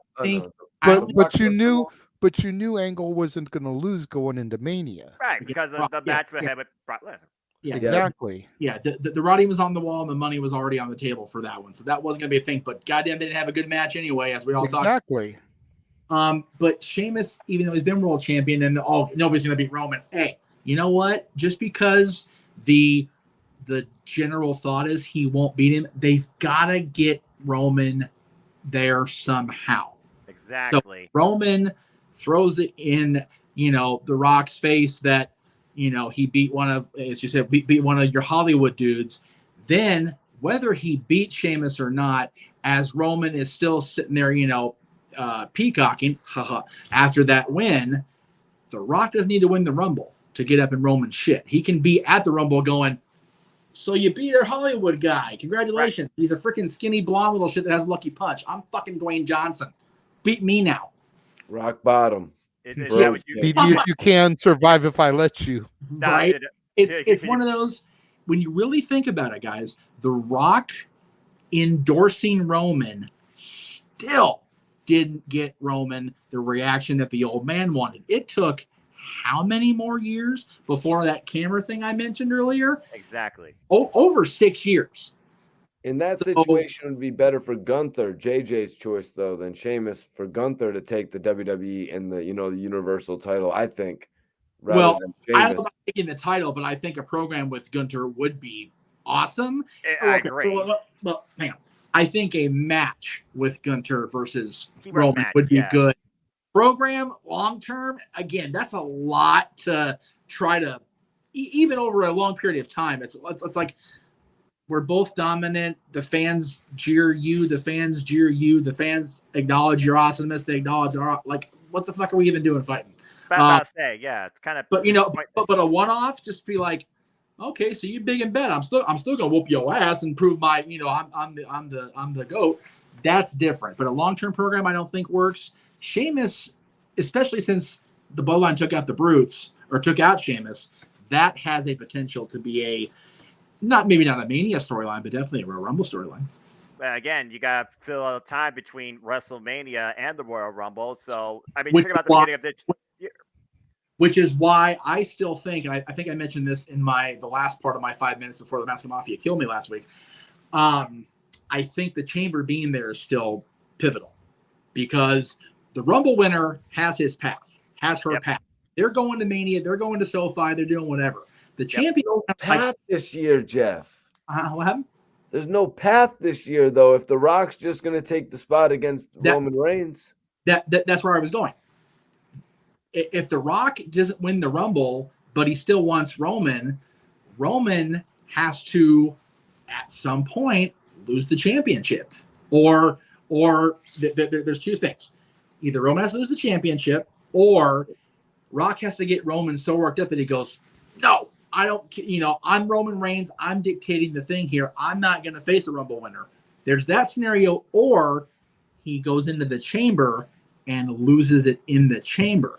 That's why the Chamber pay-per-view, especially in Montreal, where it's notorious for having screwy shit go down, the Chamber show is going to be more pivotal, I think, this year than it's been in a long time. Because if The Rock is the end game at WrestleMania, then the road to WrestleMania is going to be more pivotal than it's been in a very, very long time. Think about this as a scenario. Roman Reigns and Question Mark are the last two people. Everyone else has been eliminated. Right. Rocky's music hits.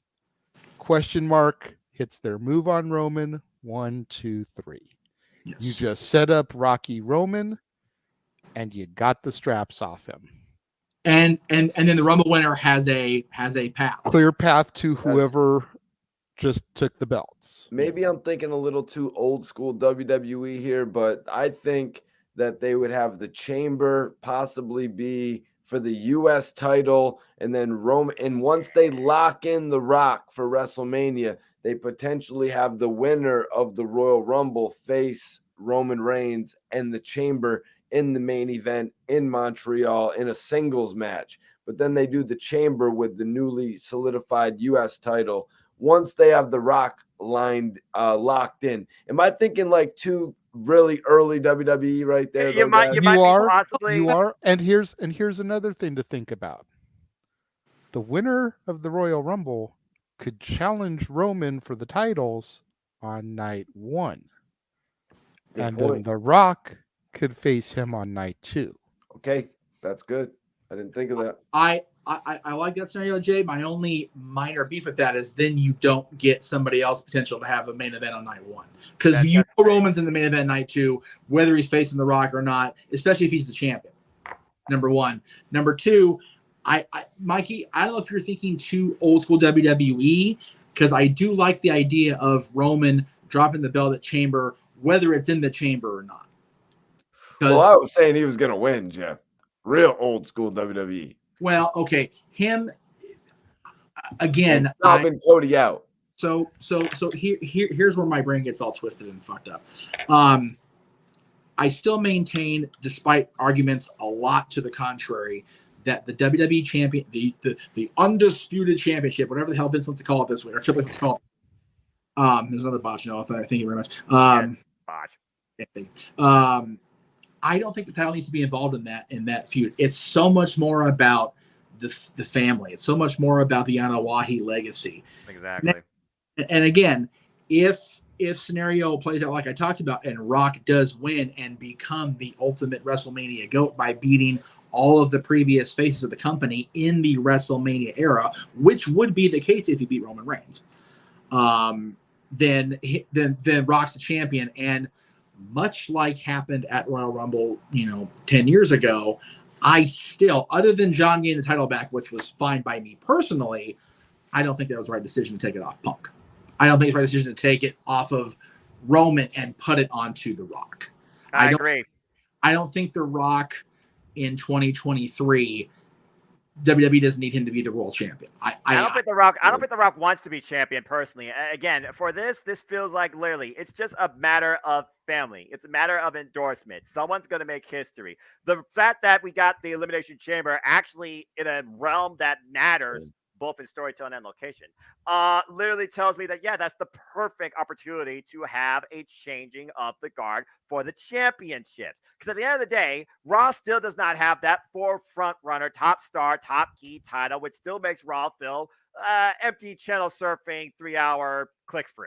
So right now, what they need to do between Survivor Series and Royal Rumble is set up an avenue where you do figure out some way to have somebody in the Elimination Chamber maybe have those titles taken off of Roman Reigns, because the Elimination Chamber puts in 5 opportunities to do that. And we've seen how that has been used in the past before and taken advantage of. Even when people outside the chamber have caused people. Freaking Shawn Michaels caused Undertaker the World Heavyweight Championship in the chamber. He wasn't even a participant. And he wanted his rematch, and he got his rematch out of that back on the road to WrestleMania 26. So, Evolution in 03. Exactly. The bottom line, Roman and Rock doesn't need titles. That's all we agree on. It's just a matter of if they still want to approach Roman versus Rock, how do you take the titles off Roman? The Elimination Chamber has to be that opportunity. JJ, I'm going to go back to your scenario about Roman dropping the title in the chamber or not. This last year, 2022, has been a year of 15-year milestones for me. It's 20-year milestones for me personally, as far as on the channel and in podcasting. Where was No Way Out in 2003? Montreal. That would be Montreal, yeah. Where is No Way Out in 2023? Montreal. Who is the final winner of No Way Out 03? That would be The Rock. Okay. Carry on. Rock screws Roman. Even if he doesn't show up and the music hits, you just hear the pop. And we're in Canada, by the way. But you smell, and then that Roman pop would blow the roof off the place. And I cannot wait to call that live. I mean, again, Ditto. Yeah, JJ, seriously. Again, we're thinking about 2023, the full-on first year of Triple H solely driven creativity. Possibilities are endless. Absolutely. But The Rock versus Roman at WrestleMania seems the most realistic thing to happen. But I see it without the championships. And somehow Roman will be the one that gets instigated by The Rock to make the match happen, I feel like. Guys, I hate to be the bearer of bad news, but with Black Adam being so successful, I mean, I don't know if The Rock really, I mean, it's family and all that, but is The Rock really going to come back to the WWE to take the 1, 2, 3 fall from Roman Reigns? Didn't Black Adam make like $140 million opening weekend? Like, really? This Roman Reigns, I'm sorry, Roman Reigns is a big star, you guys, but Roman Reigns is not going to have a movie that does $1 billion. It's not going to make $1 billion. JJ, I mean, I don't know. You're the movie guy, JJ. I'm going to summarize this really simply, and then we're going to move on to the next thing. What you got to remember above anything else is Rocky has never, I'm going to go Jericho here, ever had a problem giving back to the WWE. That's a fact. And you want to talk about long-term storytelling, Rocky was the first to acknowledge Roman, raising his arm in the air there before the crowd even got behind him. Booed his ass out of the building, too, in Philly. Yep. Rocky will job to him to continue that acknowledgement. And as far as the movie thing goes, okay, JJ, real quick here, I'm gonna spoil a little bit of Monday. Spoiler alert! Spoiler alert! If you've not seen this movie, back off. Halloween was #1 movie for how many weeks this year, this month, and they still killed the fucker off. Okay, so if Michael Myers can die, The Rock can job at WrestleMania. Well, have a good night, Elizabeth. Thank you for joining us. Thank you, Elizabeth.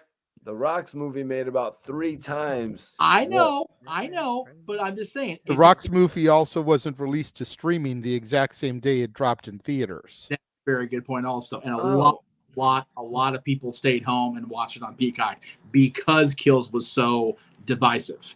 But just to take this thing to wrestling before we move on to the topic, one more thing, Mikey. Rock, this literally could be, for all we know, Rock's last match. Another thing we got to consider is in-ring work. He has not been involved in a wrestling match in a long, long time. We all know he still claims and bands like there's no tomorrow, Jesus Christ. But again, one match, just one match. All he's got to do is sell Roman Reigns. One match, if that is the case. There is no greater thrill for a wrestler who's been involved and has had family ties as long as Dwayne Johnson as to go out the way you're supposed to go out, on your back, looking up at the lights.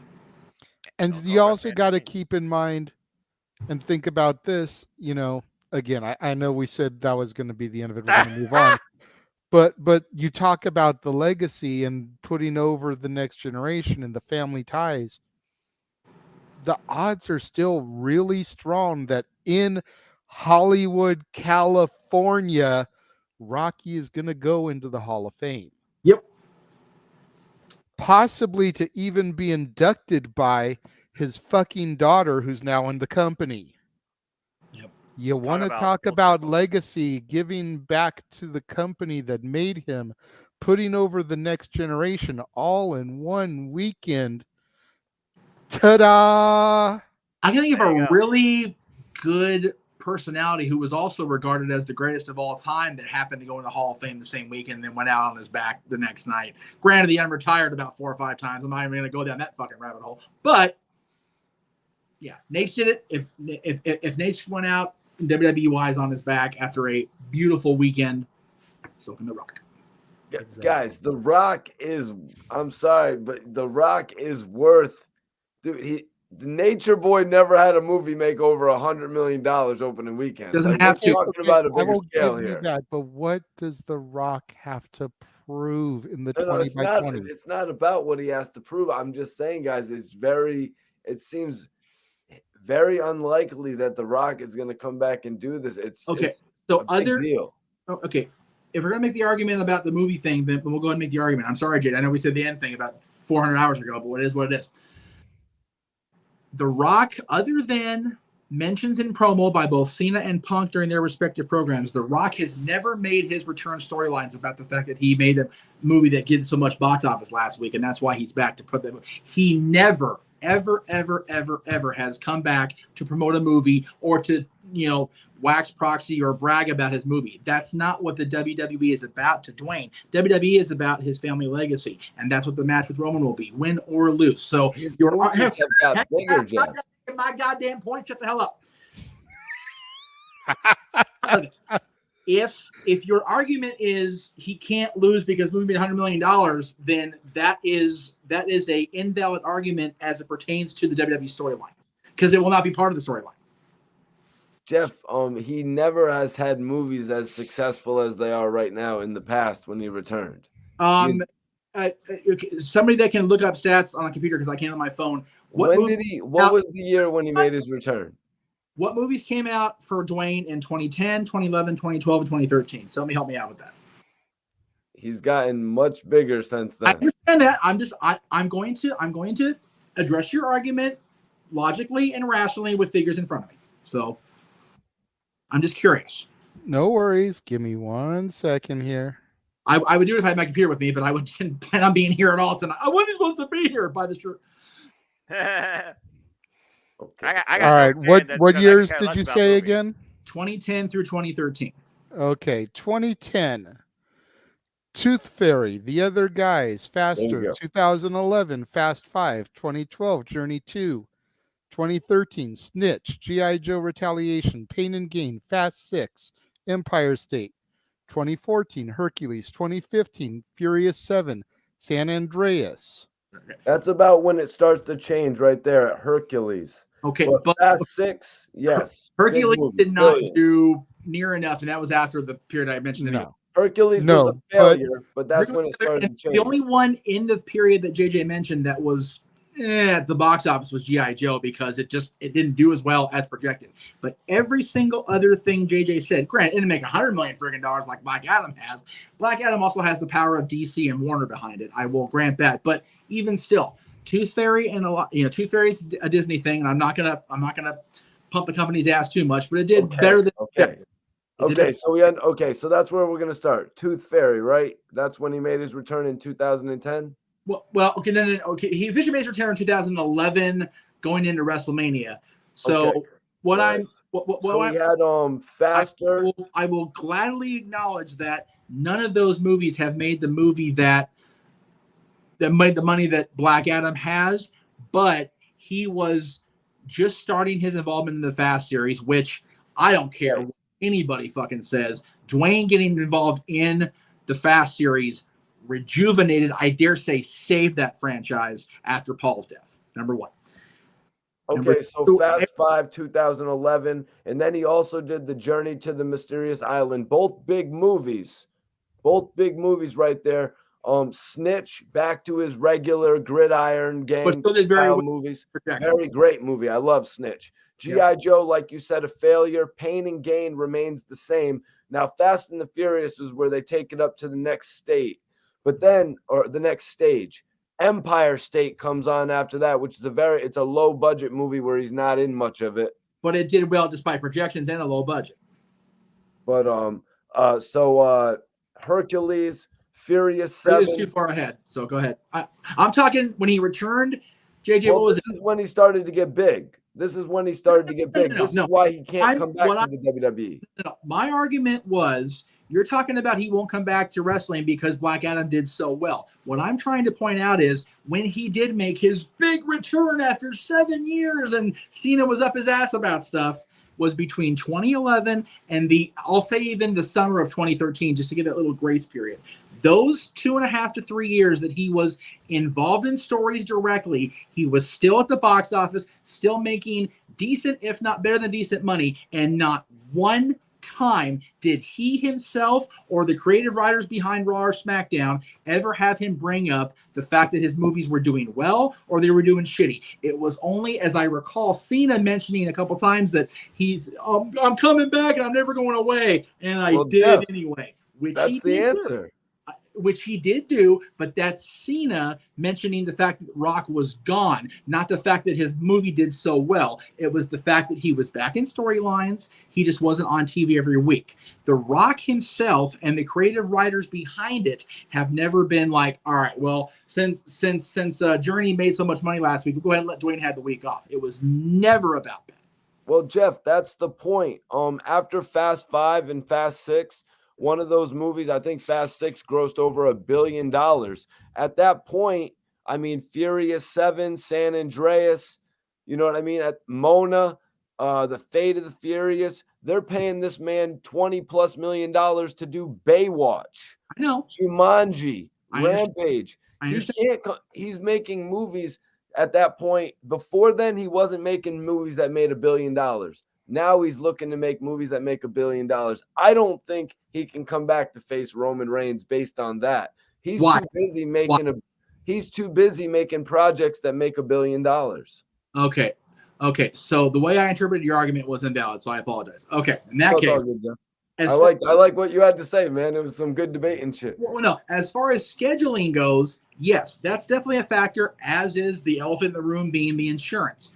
However, like Noah said, as he reads his book and stays out of this damn argument, and God bless him for doing it. Okay. One match. Don't smile, Noah. We see you down there. I'm listening. I'm just reading. One match doing, yes, a little more in-ring training, because there's a difference between being in shape and ring shape. We all know that. We've all heard the stories. But Dwayne having to get into in-ring shape will not be like the two of us having to get in in-ring shape after never having done it before. Dwayne's always at God mode when it comes to being in shape. So it won't take you very long to get the ring rust off. And if it's one match, if anybody will protect him from not making those $20 million paydays and the $1 billion box offices, it will be his cousin. So if Plus, that, they might make 250 in a day. They might make $250 million in a day or something like that. Maybe The Rock will take production in it, and it will make some big money. But I know that The Rock's movies, he's trying to make $1 billion. That's why he's doing things like Rampage and Jumanji and Jungle Cruise. Jungle Cruise, the worst of the bunch, I think. Well, I liked it personally, but I'm biased for more than just this. I personally enjoyed it too, and it did well enough that it's getting a sequel. There you go. There's that. Nice. How about that steak in that? That shit was like that thick. If the reason to keep him out of the ring in the fans' eyes is because his schedule doesn't dictate it, or it's because his insurance, the insurance thing is a gigantic dinosaur-sized elephant in the room, and I can't even dispute that. Scheduling wise, you mentioned yourself, he's making $20 million just showing up to the production meeting and going, okay, I'm Dwayne Johnson, give me my $20 million. That now, I'm sure he can very well go, you know what, I'm gonna take January through March off. Are we good? We're good. Okay, I run the company. Okay, cool, very good. Carry on, y'all. I'll see y'all in April. I'll see April 5th. He can do that because he can now. So if it's a matter of him getting the scheduling works, he runs his own production company now. That ain't a thing. And at the end of the day, he's going to be busy in February versus April anyway because he's running the XFL now, him and Danny. So he's busy anyway. So if it's a matter of scheduling, not going to be an issue. The only thing that could possibly derail him being in SoFi Stadium on April 1st or April 2nd is the insurance behind the movie production companies that is not $7. Okay. Back now. now that diatribe is over. Noah, how you doing tonight? How you doing, brother? You okay? Just reading about John Dean Ambrose's run with the Shield in the WWE. It's okay, yo. You can come back and play now. I promise. I'm good now. I thought that was that Keanu Reeves movie obviously he's not reading about a Keanu Reeves movie. It looks he's reading Mox's biography. John Wick. Yeah, no. What was the Keanu Reeves one where he was like fighting demons and stuff? He was wearing the suit Constantine. Like that. Yeah, it looks like Constantine on the front of the book. DC movie. All right. Moving on. Since we're on the topic of movies. Yes. Oh, we're staying SmackDown announcers Michael Cole and Wade Barrett made reference to the fact that the New Day was at the premiere for Wakanda Forever, but they left out the other people that were there also. Oh shit! Yes. Where was that smile on Jey Uso's face on Friday night? Can we just address that elephant in the room? Holy shit! Yeah. Jimmy's there too. I seen Big E. That is Jimmy with. Oh yeah, Jimmy. That's right. That's what's up. And Big E. I mean, look at how good Big E looking. I mean, it is good to see him out and about, having a good time with his New Day brethren. I think Kofi's wearing a death row chain. Good night, everybody. That's it.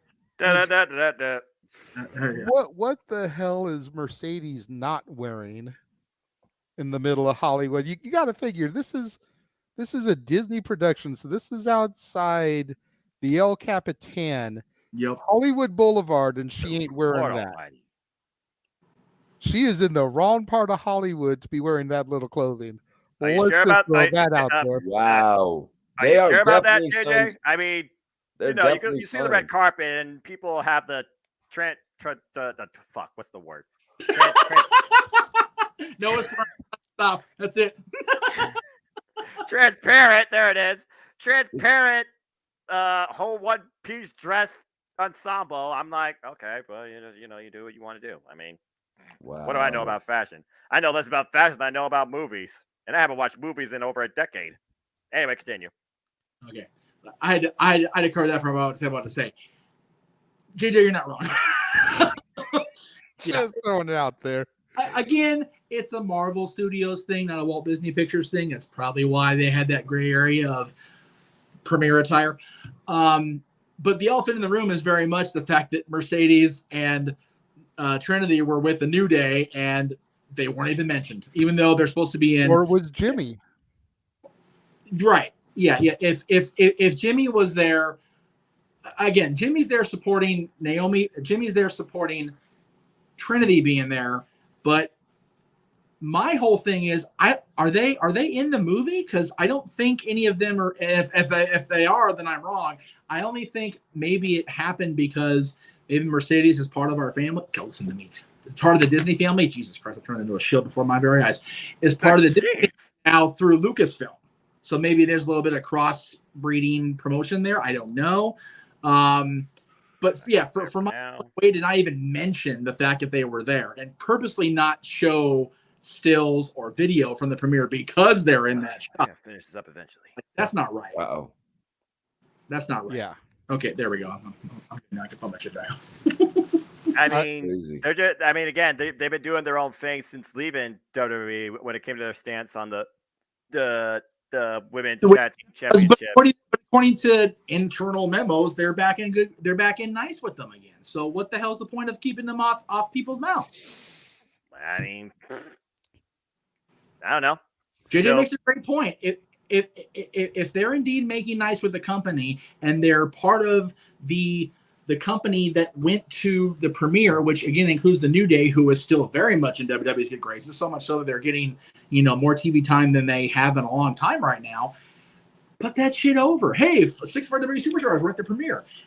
People love the Marvel movies. People love the company when they make movies, whether it's Lucasfilm or Marvel or whatever. If I'm WWE, granted WWE's in partnership with Universal because of NBC, maybe that's why. But then why even mention it at all? Either like JJ and I said about the freaking pandemic with Governor Newsom, either go all the way or don't.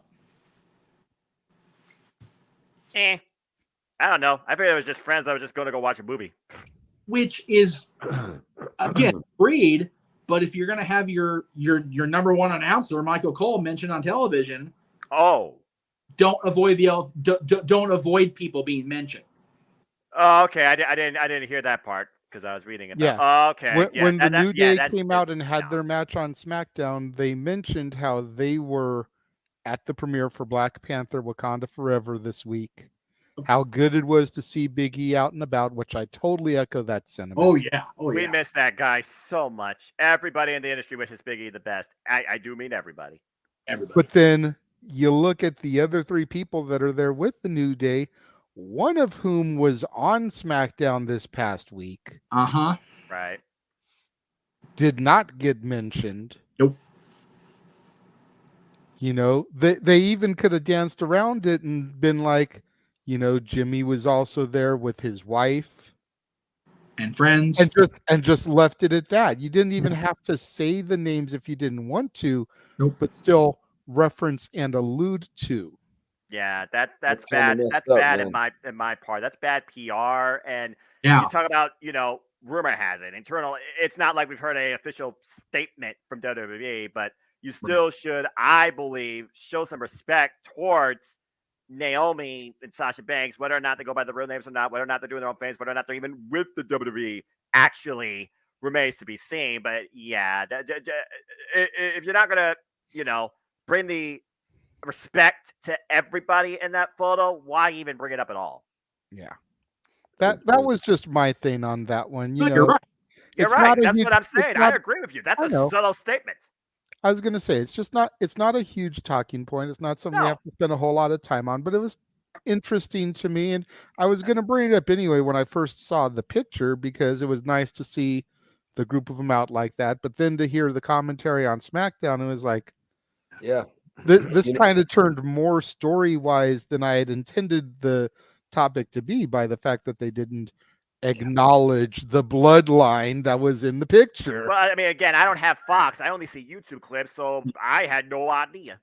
I will say that regardless of them mentioning Jimmy or the ladies, I do know that the company's definitely looking for this to, if not compete with Black Adam, because you gotta remember, Black Adam was a long-term labor of love for Dwayne himself, let alone DC and Warner or whatever.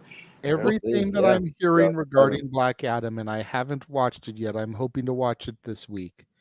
But everything I'm hearing about Black Adam is considering, there's a lot of talk considering this to be the new revitalization of the DCEU going forward. Well, when you figure that Dwayne put that post out and Henry Cavill's in it, they're going to bring Superman into this. That's I was trying to get That's to that nuts. without referencing that because I believe that's the post-credit scene Oh, that Dwayne told people make sure you don't leave for. Spoiler alert! Oh, whoa! And No. I just want to point out that if Mercedes, Sasha Banks, and Naomi are with the New Day at this event, this the Wakanda The premiere. the sequel premiere, like this movie is going to be huge.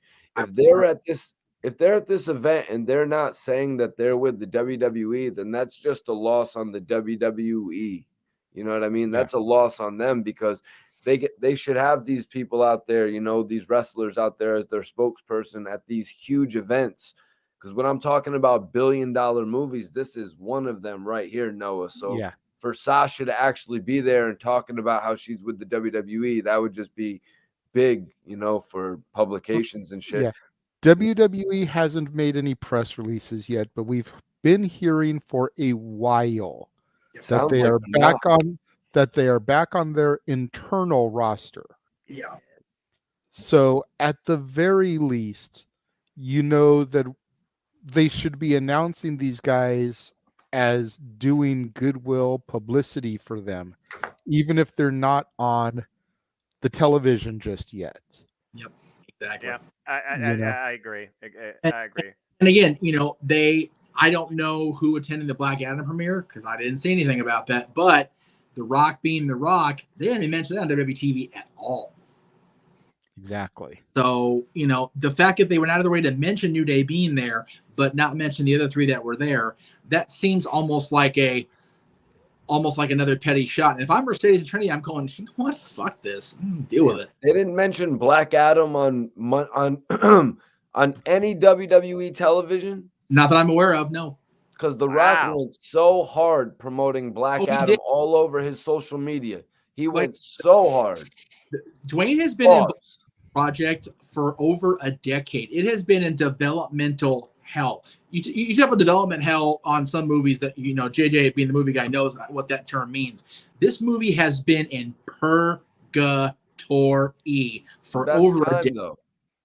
And That's now it, that you that's say But it's out. Superman- It's fucking amazing. So Superman hell of versus a- Black Adam love is it. going to be epic. Yes. And especially since Henry Cavill is back wearing the cape. I'm not a fan of Superman in general, but I am sold on that man as the last son of Krypton. yeah, He was good in Batman versus Superman.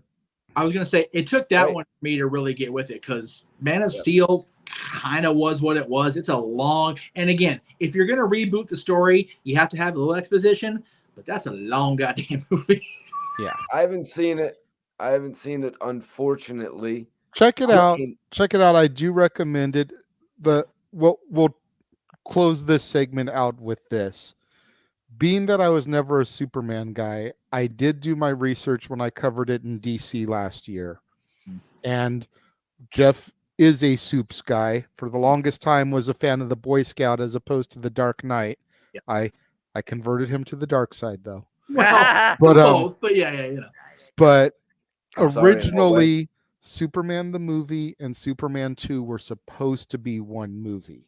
Yep. Man of Steel is essentially what would have happened if those two had been one movie. So it's long. Oh shit! There are some spots where it's dry, but it is literally the best of those two movies into a script in modern era with Henry Cavill instead of Christopher Reeve. I like Because it. you figure 1 and 2 tell the origin story, and then 2 is basically 1 tells the origin story. 2 is basically the battle with Zod, which 2013 essentially does both. So yeah, it's like I said, it's long. There are a lot of dry points, but if you are a fan and if you want to get into the DCEU proper, that's your jump off point.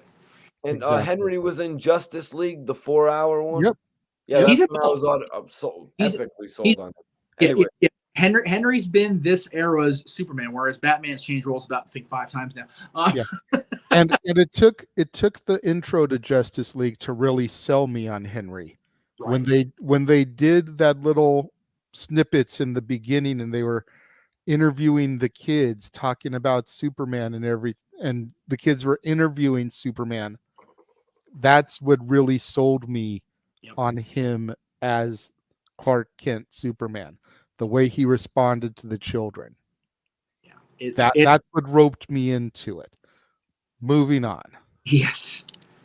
As we're done with the wrestling stuff now, we're getting ready to get into the plugs and everything, but I do just have to one little historical tidbit on this date in 1994. Oh no! All I Want for Christmas Is You was released by Mariah Carey. So, ladies and gentlemen, you better enjoy Halloween while it lasts because she's defrosting. That song that no one can escape is about to start getting played on a regular. Along with Enjoy Wham! these Last Christmas. Just enjoy these last couple days of the spooky season while you can. Yep, I've been watching a lot of horror movies. I was in Virginia Beach this week, and they had all types of horror movies playing. The Chucky Good series, good shit. all different types of shit, man. Mikey T, is there anything you'd like to plug as we start to wrap up here this evening? Guys, I appreciate y'all for tapping in with me. Everybody watching, go subscribe to my YouTube channel, Report Card Radio. You'll catch me back here on Open Mic Night any given Saturday. There we go. That's short to the point. Jeff. Yeah. So before I go into my plugs, what is the release date of that one song that Christian won't let me say during December by that one group? You're talking about Last Christmas by Wham? Yeah, that one. Let me look that up. One of our shows falls on Whamageddon Day. I am not going to be on the air. I am not dealing with that shit. I am not dealing with the fallout. I refuse. December 3rd. Oh, it's a Saturday. Fuck me. You're screwed. Damn it. But you digress.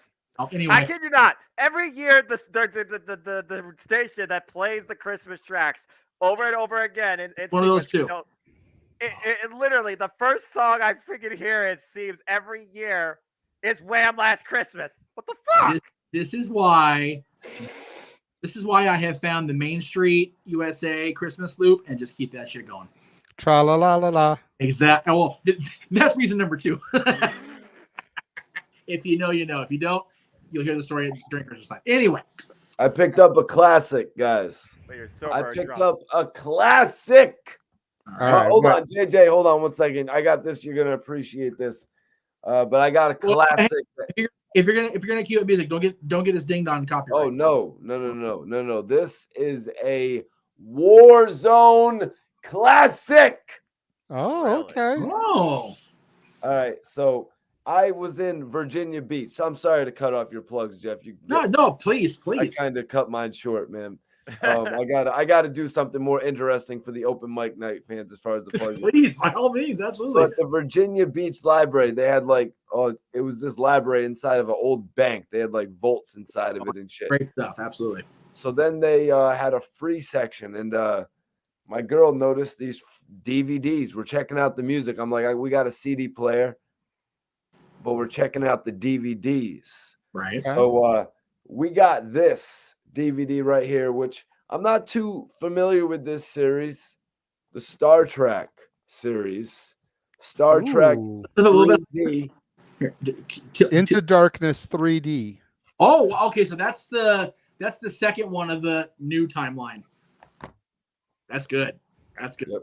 Good So I stuff. got this shit for free, and then this other one right here, I had to take it. This is one of my favorite movies from Tom Cruise. Oh, right here. It's one of my favorite movies that I really haven't seen the whole thing in full. You recognize that? If that makes sense. Yeah. Channel Surf Flip. Oblivion. Oh, that's a good one. Oblivion. I like it. JJ, free. Good shit, bro. Free. That's the best kind of movie. Shit. Yeah. And I hear now that price. Now to what Jeff is going to love. Again, free. Free. Ah, Snoopy. There you go. Happy anniversary, Charlie Brown. That's awesome. Nice. My girl's like, what is that? I'm like, yo, you're crazy if you don't know the old Charlie Brown, Snoopy music. You play that shit during Christmas time. Okay, well, hang on. If it's music I we're was talking, going to say, Linus and Lucy is not a Christmas song. thank you, JJ. Yes. Hey. You play this shit during the holidays, Original pieces. Now, You put the movie on. You see that little kid dragging his rug. It's some classic shit. okay, That's hard to Kids that. on. okay. They're Before I choosing- go into my plugs, Yeah. Christmas time is here. It's obviously a Christmas song, Is obviously, that on here? but the Charlie Hopefully. Brown theme, the doom doo doo doo doo doo doo, is not a damn Christmas song. I agree. If you ain't playing that during Thanksgiving, you got to get your shit right. Thanksgiving I will give you because Thanksgiving doesn't really have its own songs. It really I doesn't. wonder what's on here. But Christmas, Okay.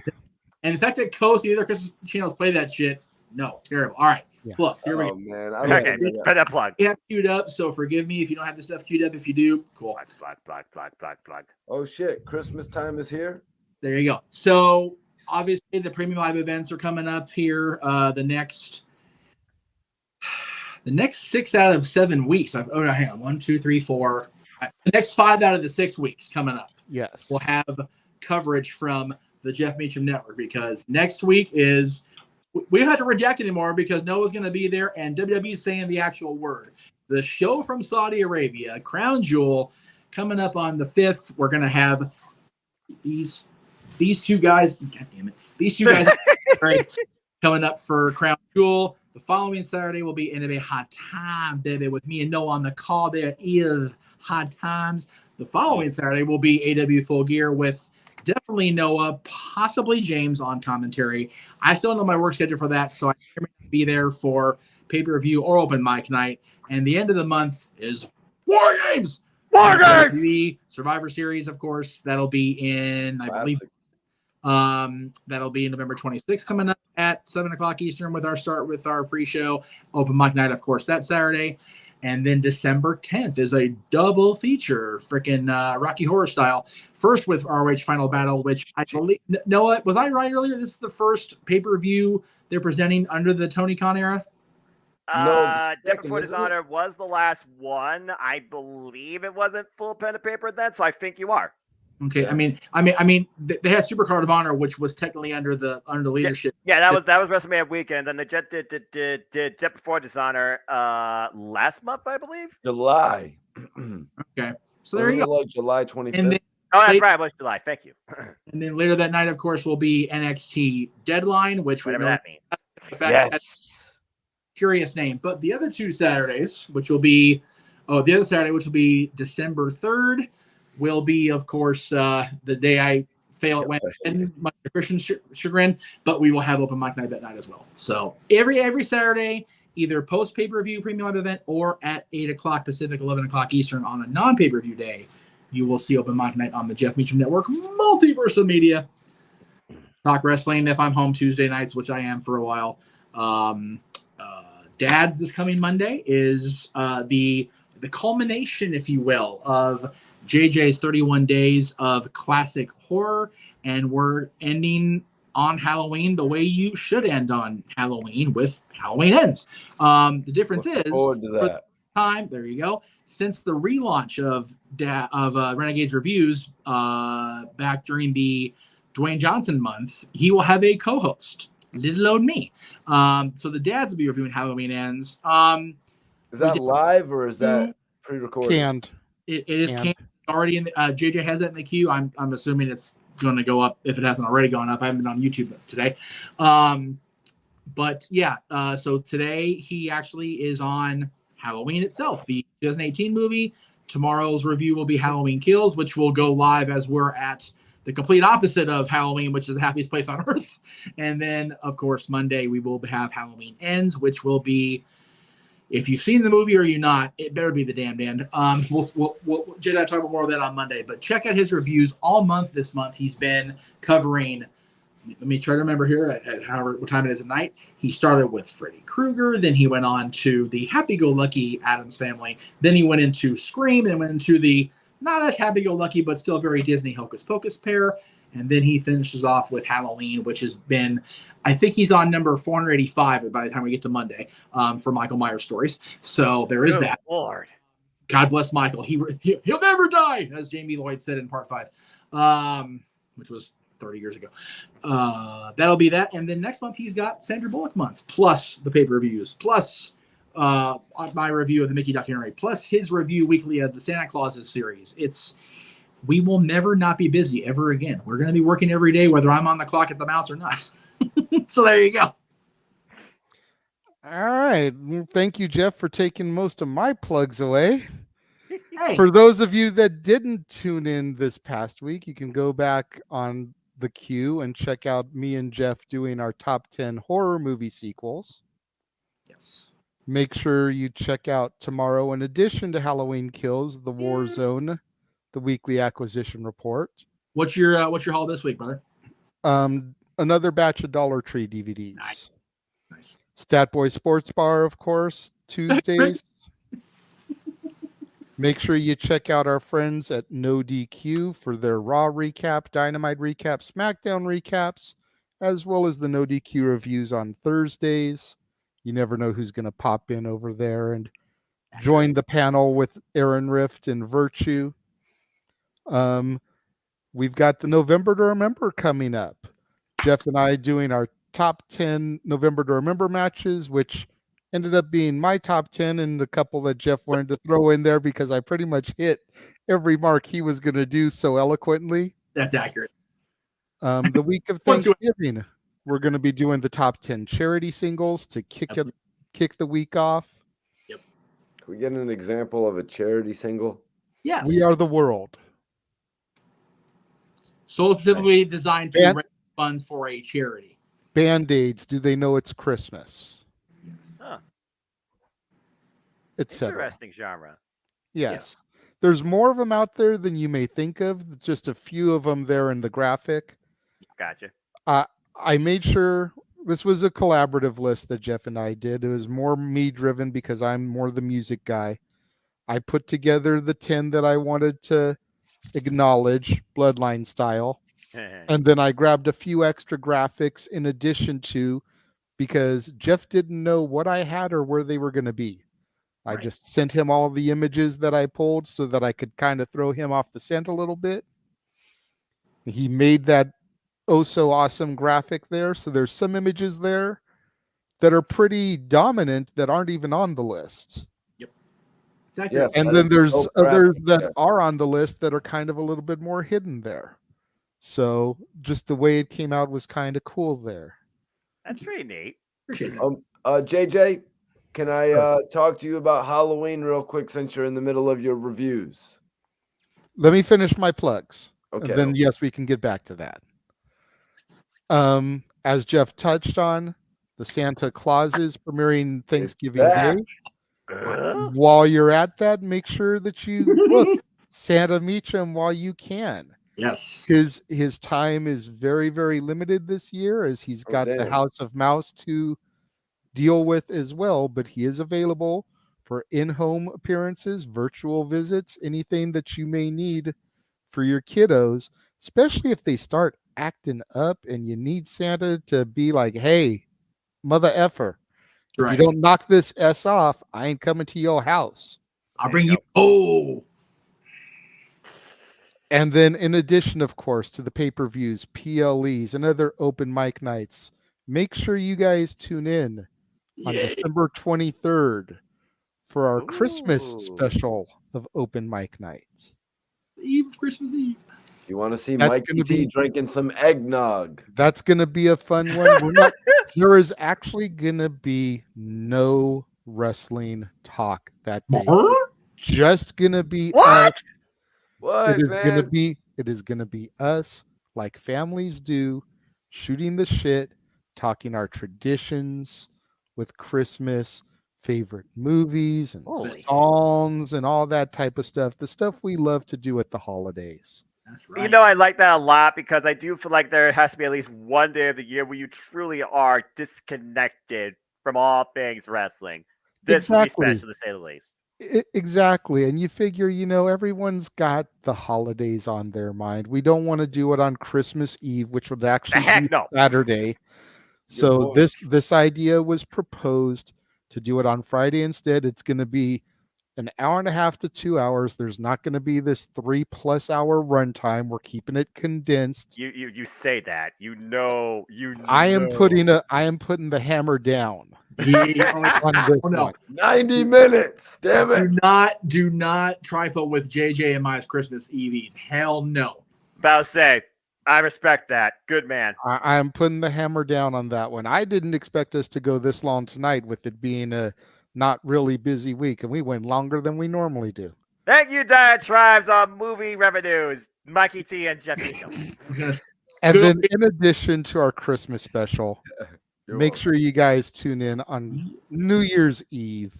I will be tapping in, popping bottles. I will be drinking Mountain Dew out of a champagne glass. Really? As we count down to 2023, we're going to have some highlight clips that James is snipping up together. Oh, he's got a lot of work air. They may be 2+ minutes because you got to get the whole context of the conversation, but we're going to have a bunch of greatest hits clips that we're going to drop in on this one. Shout out. This one may be the longest show that we do. We may actually go to midnight West Coast time, but we're definitely going to begin early enough so that we hit the East Coast countdown. So much good stuff. Damn it. Coming up here on the Casa channel, on the multiverse of media. So much looking forward to that. I am, JJ. I haven't even told you this yet. I don't know what my status is going to be as far as whether I'm working that night or not. I don't know how late we're going to stay open because in past years, we've gone through the countdown. Yeah, I'm pretty sure you will. So if I am on the clock, I will not be there until after even the West Coast midnight hits. Yes. Because I know where you stay and it won't cost me nothing to bring it out to you, I am ordering 2 little bit of the bubblies. One for your place, one for my place. So that way when we hit midnight, boop. Nice. You welcome in right and in style. I'm straight edge, but I respect it.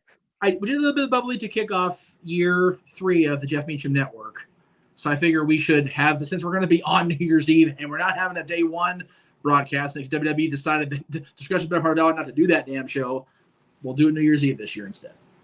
There we go. Once midnight hits, it's the anniversary of the network. Exactly. Nice. So there's a lot of stuff coming up here. So much good shit, pals.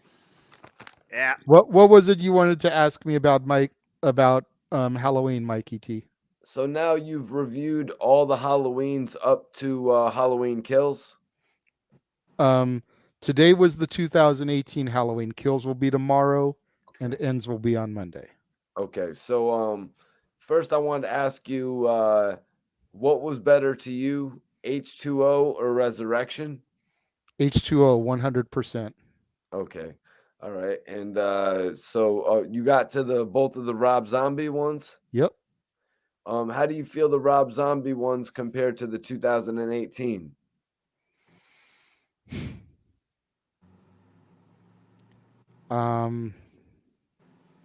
Okay. Yeah. I have not been the nicest of people when it comes to the Rob Zombie ones. And that's putting it politely. Right. And that's putting it politely. Right. However, dot. Yeah. I feel like the story told in the newest trilogy was very slow paced. Whereas Zombies, I will give him credit in the storytelling. He got to the point and the beats moved. Yep. Part 2, which I have been notoriously critical of, I learned new information about this year, so I was able to watch it with different eyes. Yep. and I appreciate it on a level that I didn't originally appreciate it. So, begrudgingly, if I had to pick between Rob's 2 and the new 3, I would pick Rob's 2. Wow. Because at the end of the day, as me and you discussed on Ends, Yes. kills could have been flushed down the toilet. Oh, good Lord, yes. And the first 15 minutes could have been tacked on to the end of 2018. The last 15 minutes could have been tacked on to the beginning of Ends. And the other hour and 15 minutes had very little action, storyline, anything that drove it. Yep. So zombies are better than H2O as well, right? No. I still will stick with H2O because it's the first one of the Halloween saga I saw in theaters. It's sentimental. The only reason I'm gonna give it above it, Jeff, is because of the way I really just like the way that the Mike Myers were acting more than the Halloween H2O one. Then in H2O, the knife scenes were literally like. So in the new one, he's like really getting into it and like beating people, stomping people. That's because originally Michael was one of those killers that you didn't have to see the blood, guts, and gore of. and You could see the knife go up. You could cut to the victim's reaction.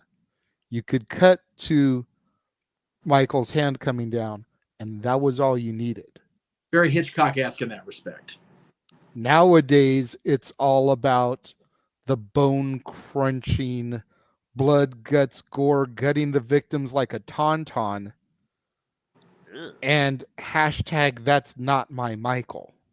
Right. Damn it. Damn it. But I digress. What was the worst one?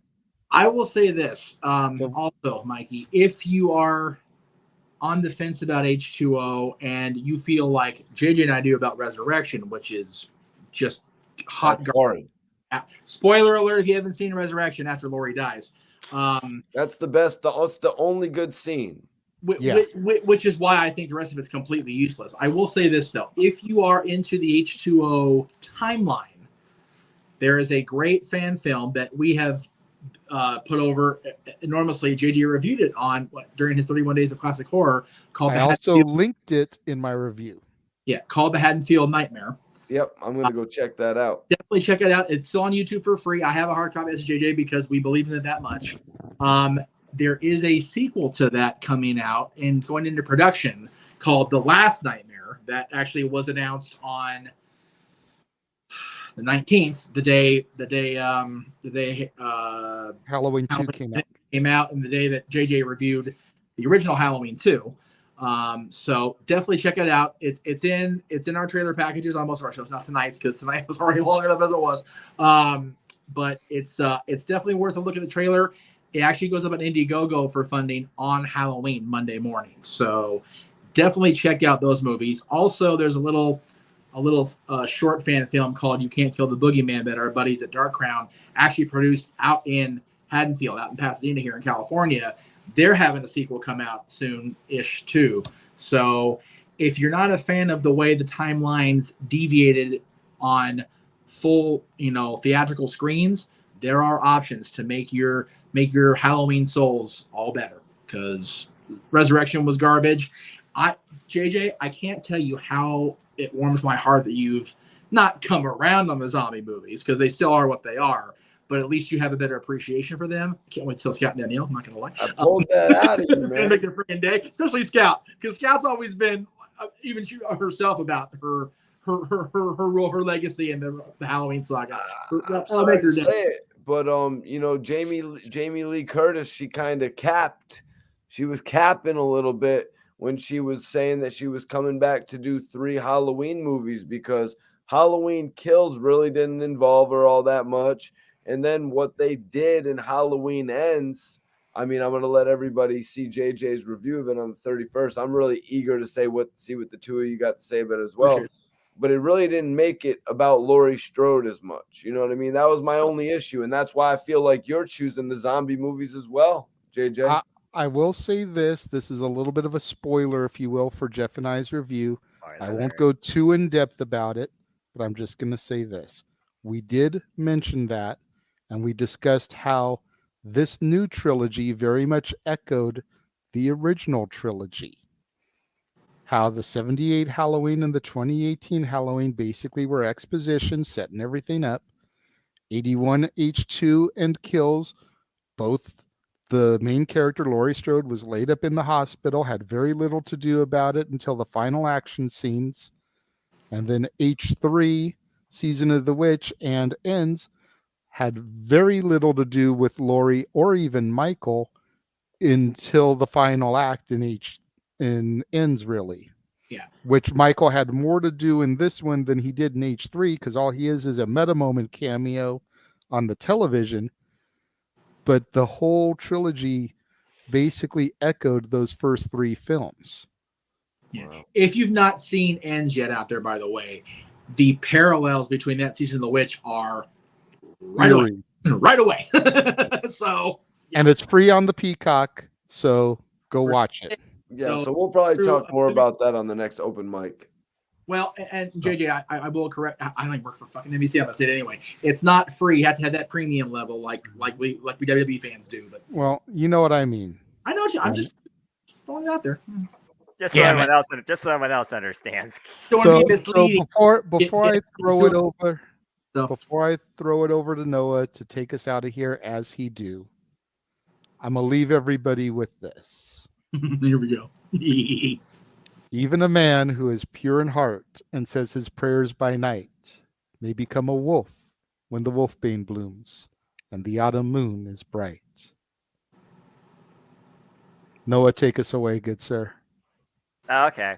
Well, this has been a lot of fun. I hope everybody definitely had a good treat and maybe, learned some tricks of the trade when it comes to discussing revenue. That being said, folks, you want to know more about me, know this. I am just a simple man and a lifelong fan of truly, as I saw reading my book, professional wrestling, damn it!